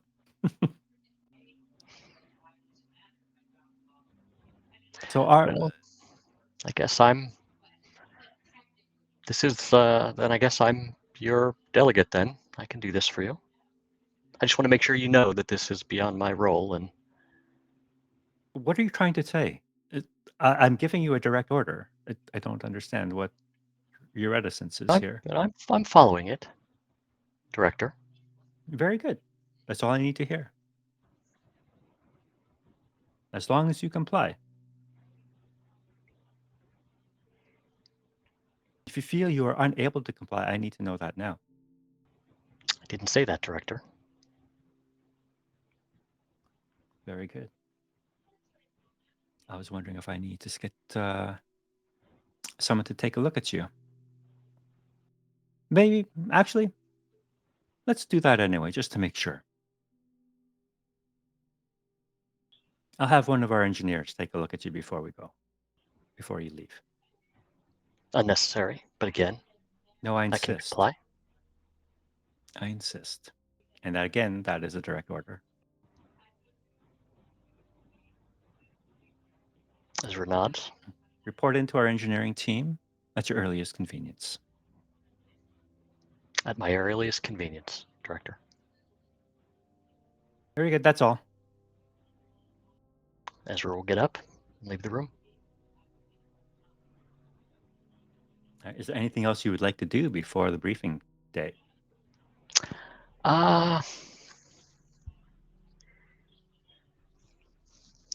No, just sort of mull around. Right? Blend in. Okay. Do some Comtech research on neuroplasm in, what was the other thing? Biofibers. Biofibers. Brush up on those two Sure. things. It doesn't. These are pretty common materials. The first is the neuro. Hold on one second. Let me get this right here. The neuroplasm is extracted typically from flora that are native to this particular planet, and are used primarily for synthetic manufacturing, making androids. It goes into the fluids that are used in synthetics. Biofibers are used more for construction and manufacturing purposes. All right. All right. So with that, you guys are brought to briefing day.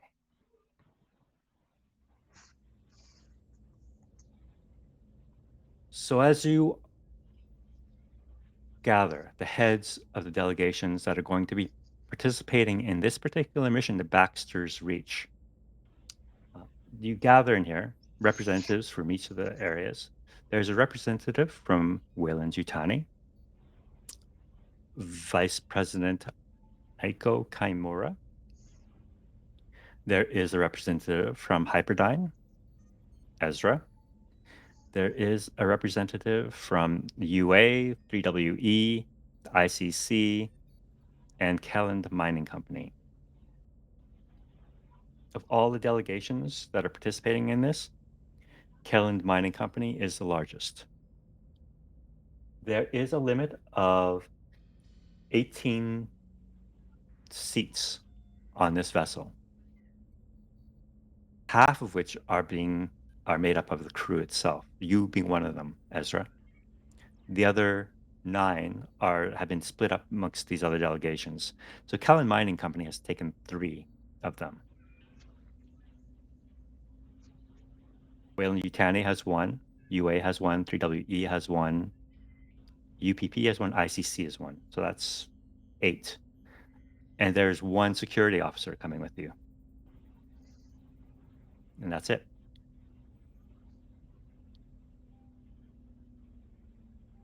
So as you gather in this room,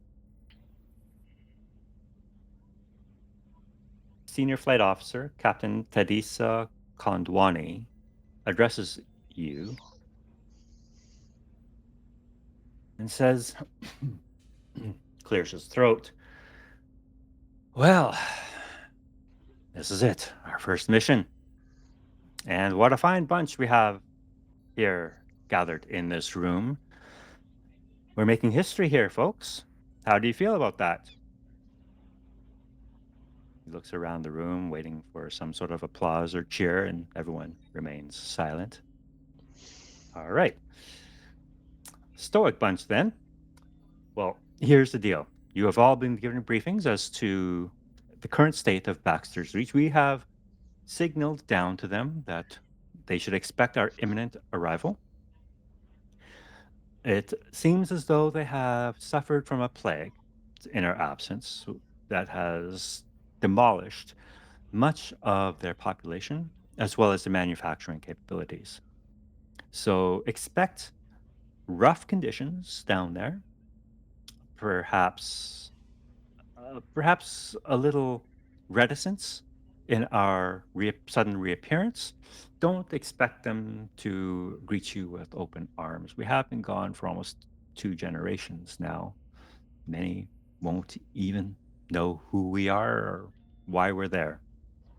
But we are here to bring them back into the fold. And as representatives for each of your various interests, I expect you all to be on your best behavior. Put your best foot forward. These are not adversaries. They're not rebels. They're not dissidents. They are people. They're human beings that we want to bring back into the fold and make their lives better. It was an unfortunate series of events that left them drifting off on this backwater colony for the last 75 years, but here we are to help them in any way that we can. Accompanying you will be a crew, which includes some medical staff in case they require any immediate medical attention, given the fact that they have suffered from a plague in the past. Necessary precautions will be taking place. You will each be given some inoculations to ensure that you are safe from any foreign bacteria or virus, that we know of anyway in our data banks. So it'll be fine. The air is breathable. You won't need any suits or anything. It's farmers. It's a small town of farmers. So please be kind. Show them the hospitality that the Middle Heavens has to offer, and to welcome them back into our warm embrace. We will leave this mission You will be taking one of the SEV vessels. He looks at his list. Uh, yes, it's the Chimata no Kami, one of the new Magellan Class J SEVs, top of the line. You'll be sent down. You'll stay there for a period of 22 days, 1 year in their calendar. In that time, we'll be moving on to the next colony, launching another mission, and possibly one more in that time frame before we could circle back and pick you up. Any questions?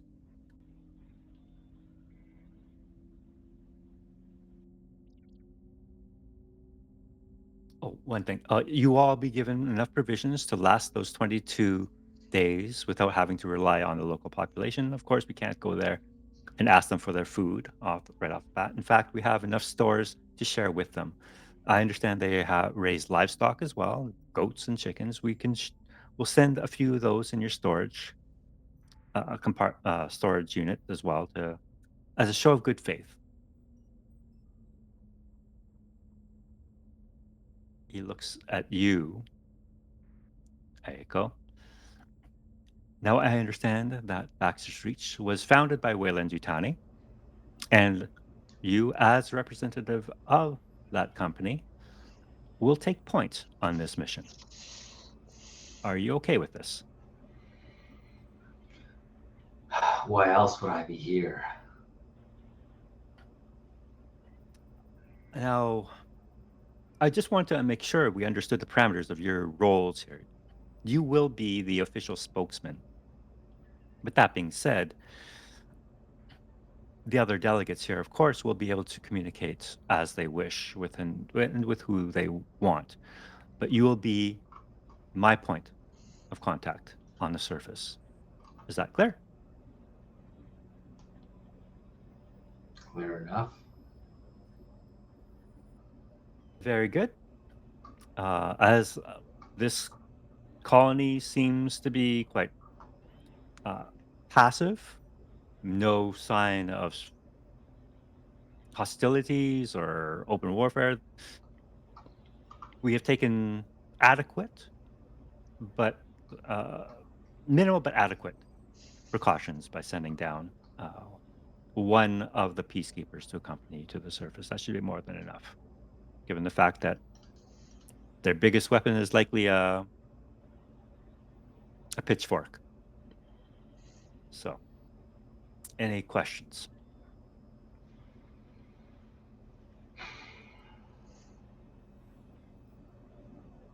Are we even going to understand these apes? Who's our translator? They do speak English. As the fact that they were colonized by Wayland Yutani, unless their speech has devolved in the span of 2 generations, which I can't imagine it would, they should still be able to communicate quite well. We'll see.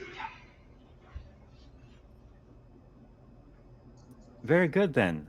With that brief, that was short and sweet. Again, I commend you all on your dedication and your service. What you're doing here is incredible. This outreach, this extended hand of peace and offering of stability and prosperity. I can think of no other better group of people to carry forth this mandate and this mission. I think you should all give yourselves a round of applause. And he starts clapping.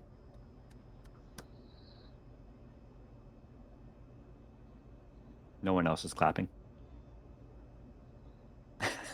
So he stops clapping. All right.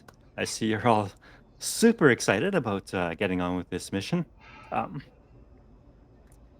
You'll be escorted to your SEV. Ezra will be your pilot. You're in good hands. It's spotless record. And best of luck. We'll see you in 22 days. I'm going to send another comms to check out this Ezra character. All right. Go ahead and make that comm tech check.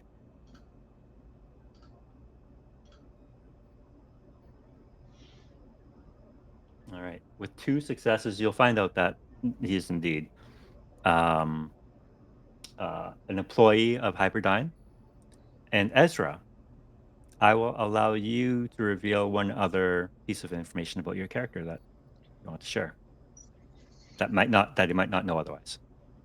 So, I'm sorry, things cut out there. I don't know if that happened for anybody else. Everybody sort of blipped away for a second or two. So I missed that intro. Sorry about that.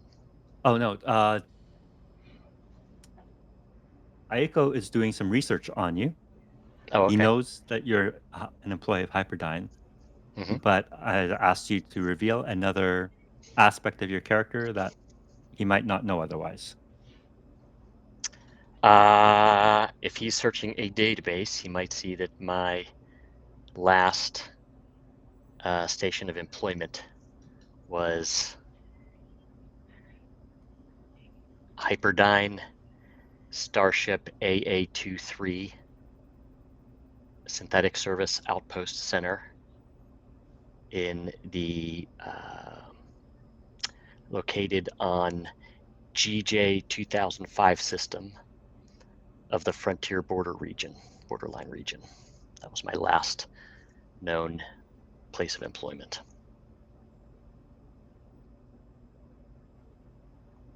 All right. So you guys are all escorted to your ship. That will be your home away from home, the UNCSS Chimata no Kami. You're all boarded up. All your gear is brought on board. You're strapped in. You do a quick check of your inventory. Everyone ensures you have the proper amount of rations. The livestock are stowed properly. Medications are in place. The security officer ensures all weapons are secured. Ezra, you do a check of the flight systems. Everything looks good. Go ahead and make a pilot check below for me, please. Okay.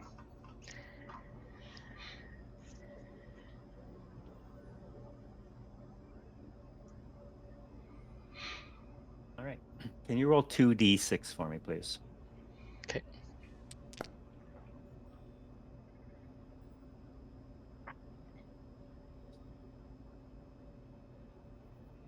And out of it. One success on the piloting and a 2-2 on the 2d6. Okay. As you're doing your final pre-flight check, you notice that there is a blinking light on the cargo hold that no matter what you do, you can't address it. Looks like a door won't close properly or something.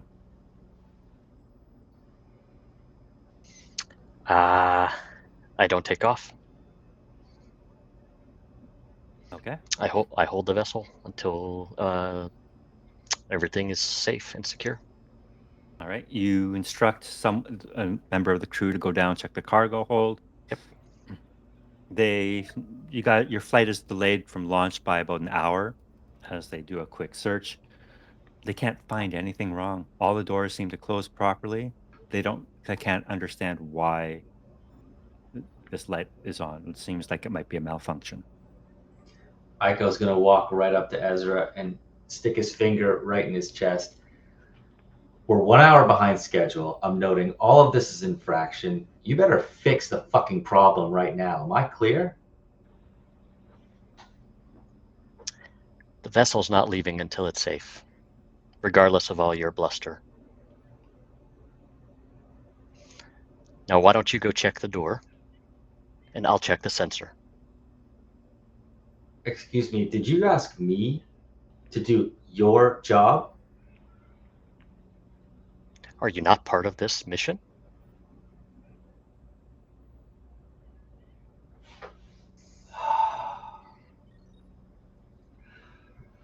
Look, I get that Hyperdyne is a bunch of backwater hicks, but let me explain the order of operations. I say you do fix the fucking ship. You sit in that chair while I pilot the vessel. Because I don't see you have any other skill than that, if you won't even check the door. Now, excuse me, and I'll push my way past Aiko to go and put eyes on the door that appears not to shut myself. Okay. And just as a rule of protocol for you guys, while you're on this vessel, Ezra, you are effectively the captain. What you say goes on this ship, basically, while you're on this ship. Okay. Yeah, I'll leave So the command center to go put eyes on the problem because the ship is currently not moving. okay, And if So there's a door that's you- not shutting properly, that's what I'll go put eyes on. go ahead and make a contact check. Okay. And I'll add an extra d6 to your roll. Just roll one more d6. You already have 3 successes, but that's good enough. This is clearly a sensor malfunction. Everything seems to be in order. If you spend another hour, you can probably clear this up. I will spend the extra hour and get the sensor, contact the engineering team and have the sensor replaced or All right. fixed. All right. So an hour later, no more flashing lights. Everything is green. Everything is go. While that was Okay. going on, maybe it's another Comtech, but I'm contacting my powers to issue a citation to this prick. That's what I've been doing the whole time. I'm getting written up. Oh, absolutely. All right. All right. So 2 hours later, you finally launch from the ship. And you make your way towards the surface. With a loud clang and jolt, for the first time since coming out of cryo, you get a good look at the mothership as you dock from it and start making your way towards the surface. You can see it kind of on your port side, receding in distance, this enormous, long mothership containing thousands and thousands of colonists still in cryo. It is massive, clearly the largest ship ever produced by humanity to this date. Now, you are flying a state-of-the-art Magellan Class J SEV, one of only a handful made. Each of these units. All right. See ya, Aaron. Have a safe trip. All right, one guys. of Sorry, the- I didn't mean to interrupt. I just didn't want to. I was trying to let No. you finish, and I was like waiting for a stopping point. No, all good. All good. Thanks. We'll see All you right, in a couple days. Absolutely, I've enjoyed it, Thanks. and I can't wait to get it started officially. I guess. Yeah. Cool. Appreciate it, See ya. guys. All right. See you.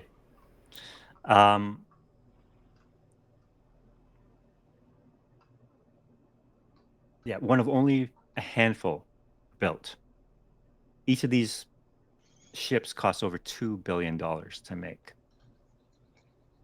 And it is a beauty, despite the fact that there was a slight sensor malfunction at launch. And as you make your way through the upper atmospheres of this planet, she's flying like a hot knife through butter. The winds in these upper atmospheres start to pick up. The shear is incredible given the speed at which this planet rotates. And as you descend deeper and deeper in through the atmosphere towards the surface, the ride gets rougher and rougher. You feel everyone buckle up, but the ship is being jostled around quite badly. I need you to make another piloting check for me, please. Okay. Wow, look at those successes. You guys needed this in your cinematic. I was one thinking shot the that we put. exact same thing. Now here's a pilot. Damn. All right. Can you roll 2d6 for me, please? Again, Ezra. Yep. 6 and a 1.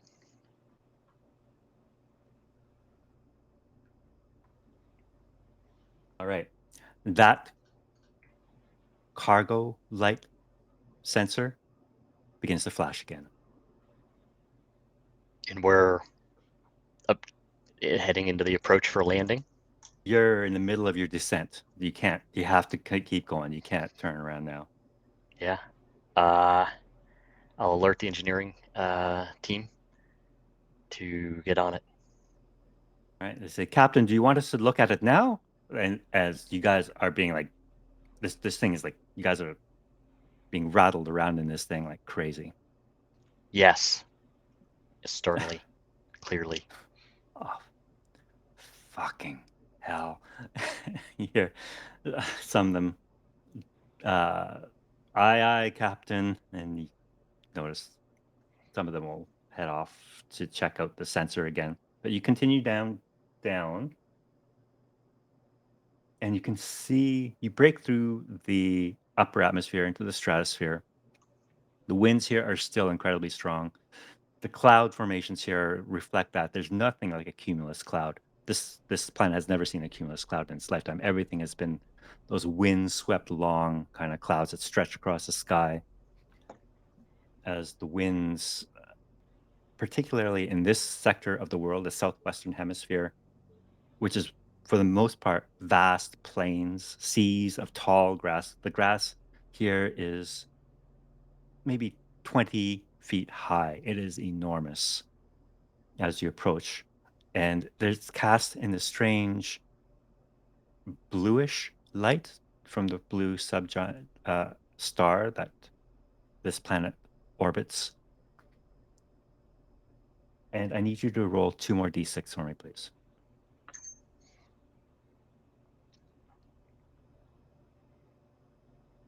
Five and a 1.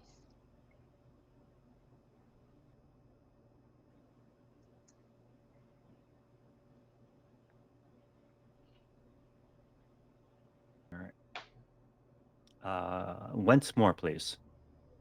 2 more? 2 more d6. Okay. Does the order in which they roll matter? This one was a 5 and a 2.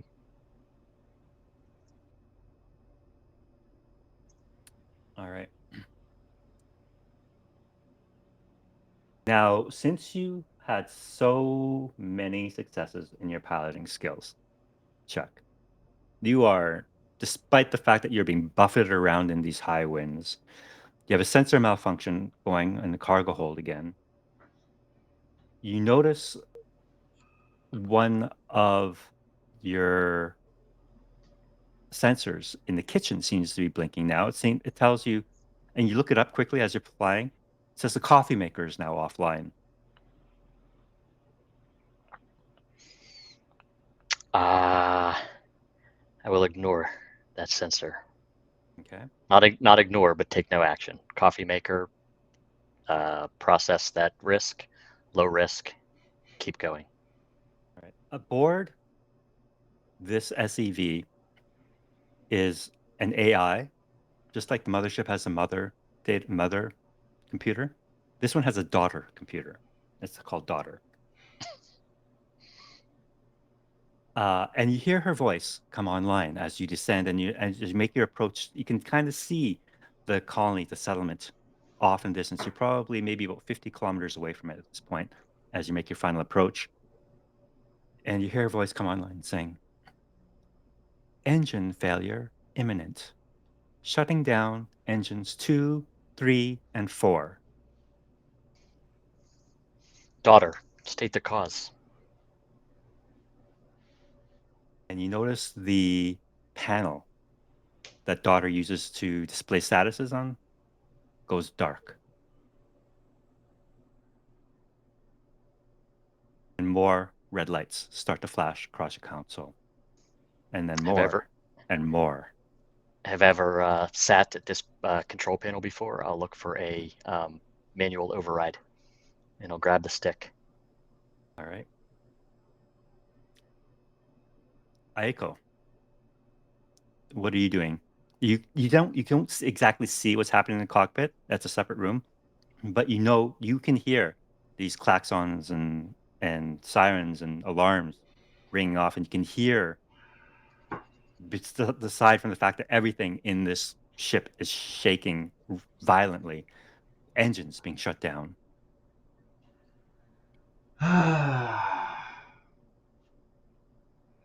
Is there are there like engineers? Like, is there like an engineering department I can go and talk to?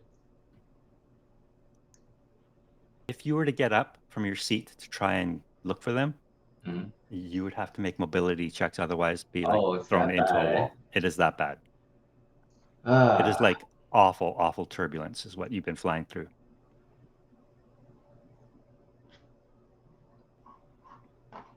Is there anything I can see in the room that is either indicative of the problem or any way to talk to somebody or get some information about the problem? There is a comm unit in the room that you can call on if you like.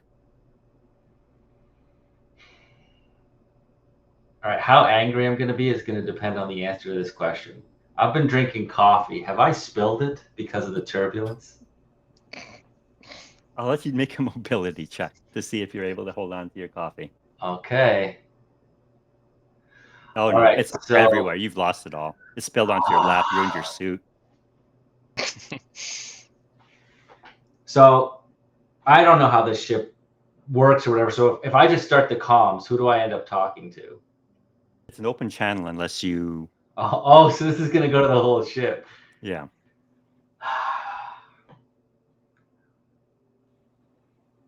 All right. Let me make something straight. This suit costs more money than all of you fuckers make in a year. It's stained. I am going to show up with crap all over my suit. What the hell is going on in this ship? Somebody tell me now. Ezra turns off the master switch to ship-wide communication to the ship PA system. Yeah. Off. Aiko, you see this on the comm unit. Comm units offline.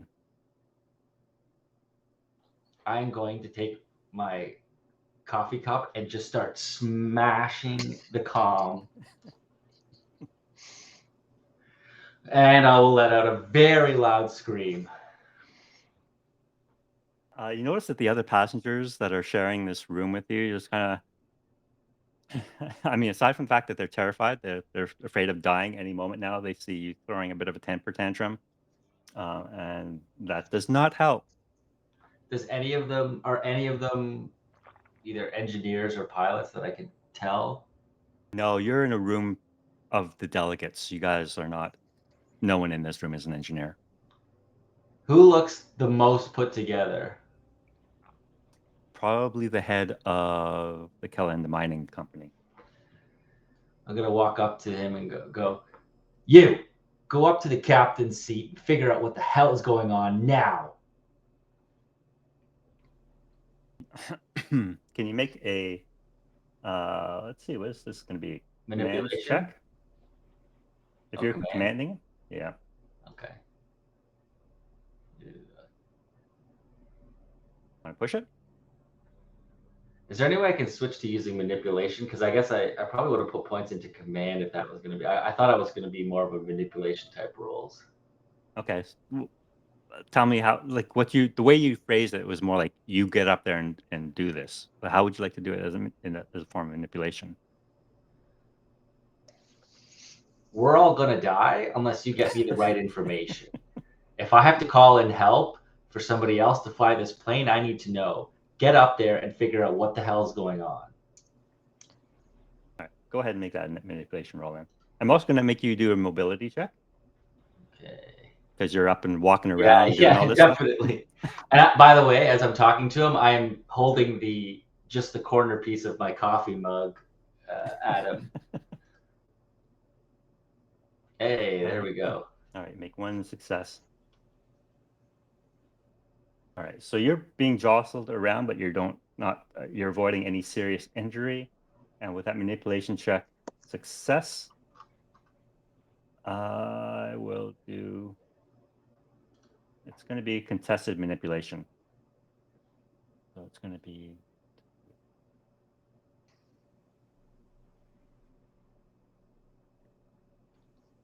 Yeah, no. Hmm. He looks at you and says, "Fuck you, man. I'm not getting up. Get in your chair for fuck's sake and stop screaming like a baby." Fine, I'll go, you incompetent losers. I'll go up to the or try to go up to the captain's chamber. It's going to be 3 zones for you to get there, so you need to make 3 checks, mobility checks. All right, this won't go well. Oh wow. 1. I am very like angrily like stalking through the call. It is my rage that is keeping me balanced here. Oh my gosh. And now I'm starting to like run.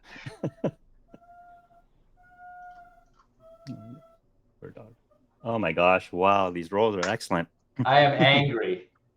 So I get to the am I able to just open the door? I assume it's probably not locked. Do I have some sort of like master pass? It actually is. Cockpits are typically locked, but because you are the head of this delegation, you would have a key to all areas of this ship.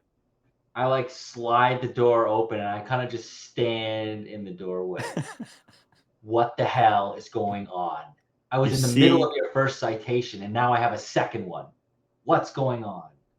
You see Ezra masterfully piloting this ship, despite the fact that there are flashing lights in front of him all over the place. 3 engines out of the 4 are down. Ezra, what would you like to say or do? Nothing, just totally focused, turning off all automated systems and cutting over to manual override wherever I can. And I think all of my attention is on piloting in not whatever ruckus is happening behind me. All right. So I'm going to have you make one more piloting check, and you can use up to 2 of the successes from your previous piloting check. Okay. On this one. Wow. Okay. So 2 more D6s. Yeah. Please. 4 successes again. 1 more mobility check for me, Aiko. All right, finally, you take 1 point of health damage as you lose the grip on the door frame and you go sliding into the bulkhead. I feel that was intentional from Ezra. He just kind of did this like, boom, boom. Ah, God damn it. And far below you, maybe just a couple 100 meters below you now, you're very close to the surface. You see a strange sight.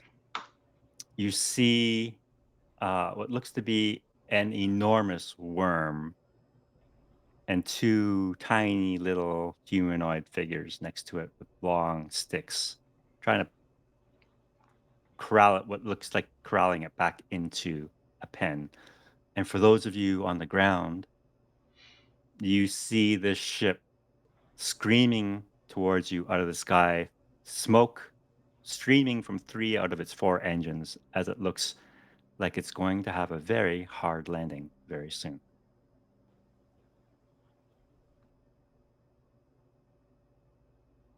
I'll have you make 1 more piloting check on your landing, Ezra. Okay. Because you had 4 successes. Okay. Oof. 1. All right. You're good. Describe to me how you set this ship down, despite the fact that everything on the ship seems to have malfunctioned. I'm in manual override.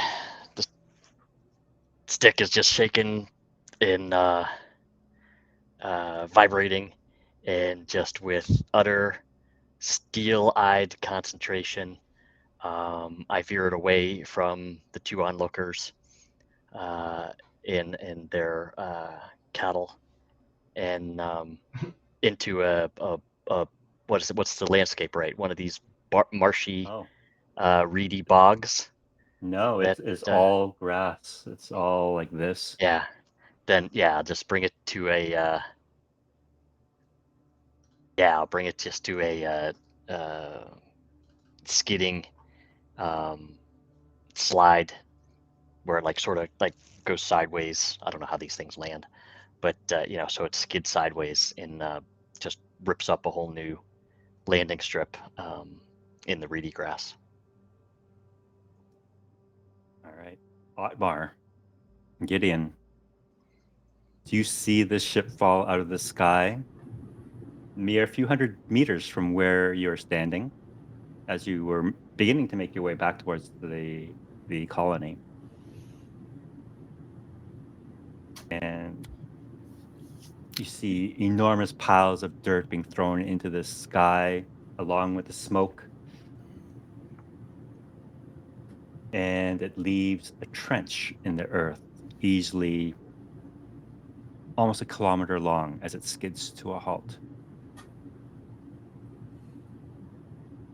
Do you move towards it or back towards the village where you heard the gunshots?